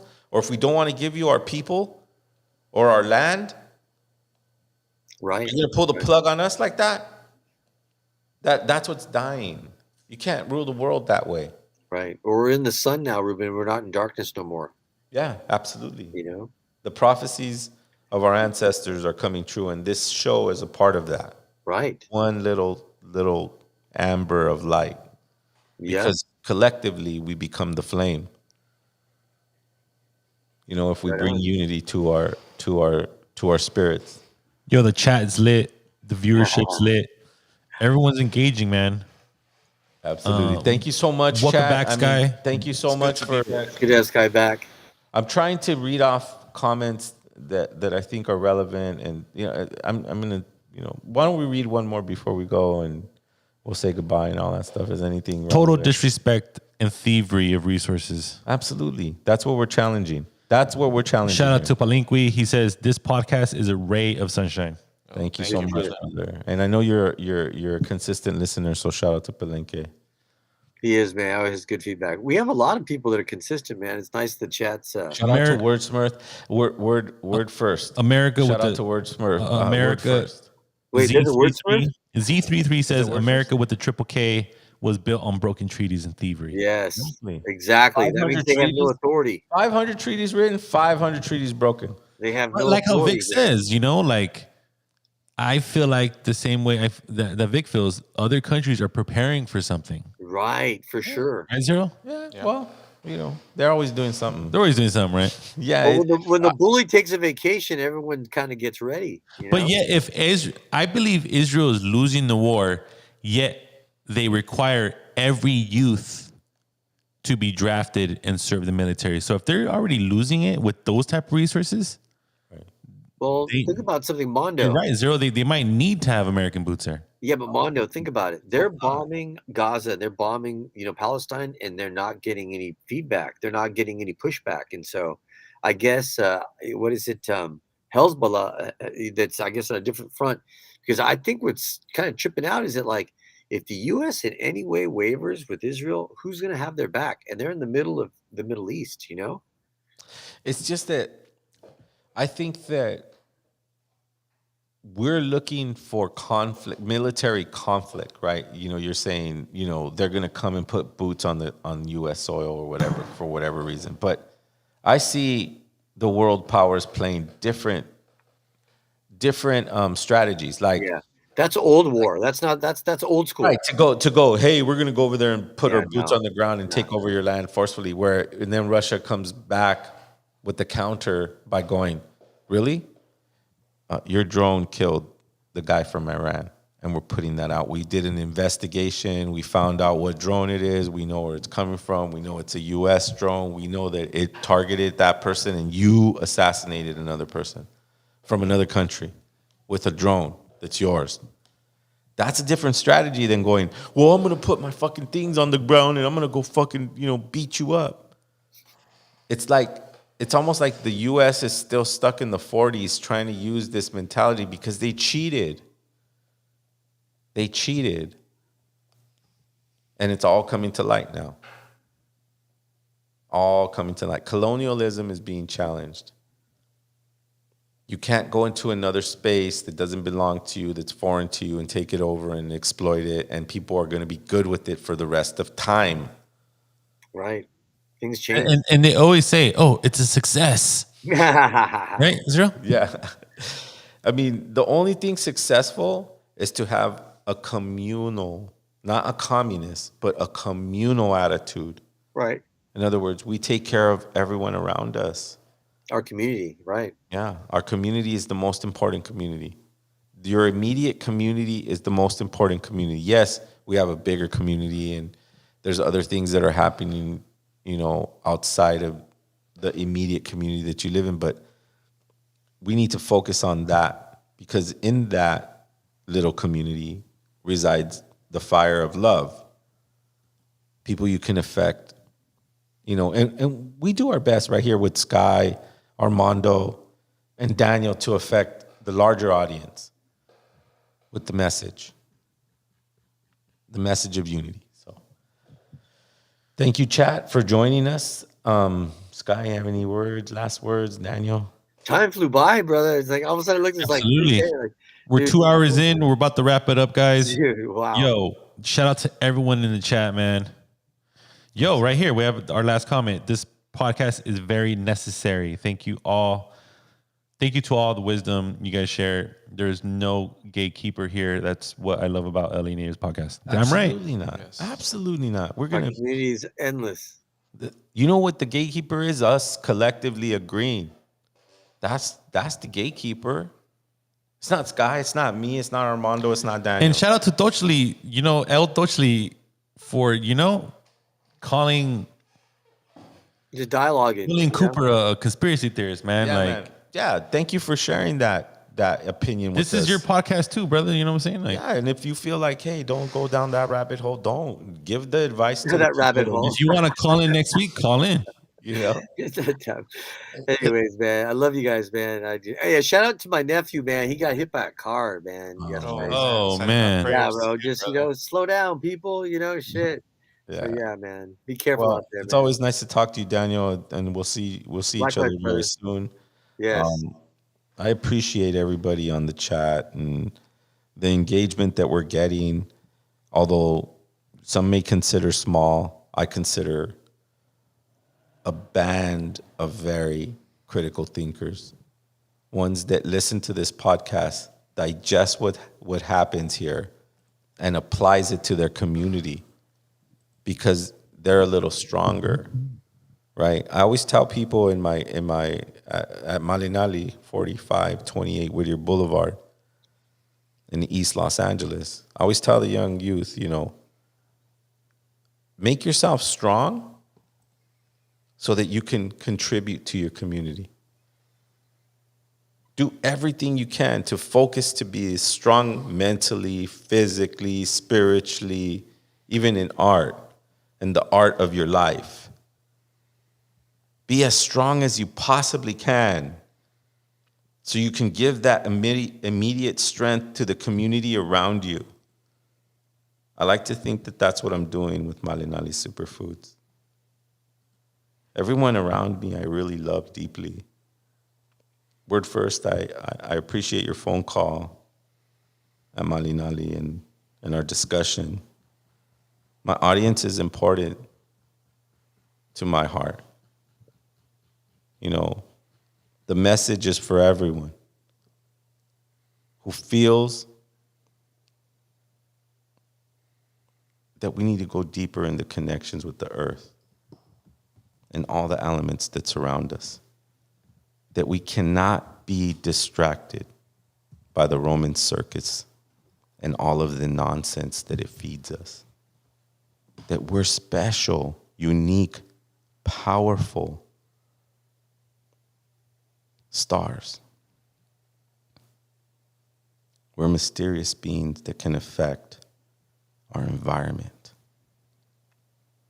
with love. We'll see you next week.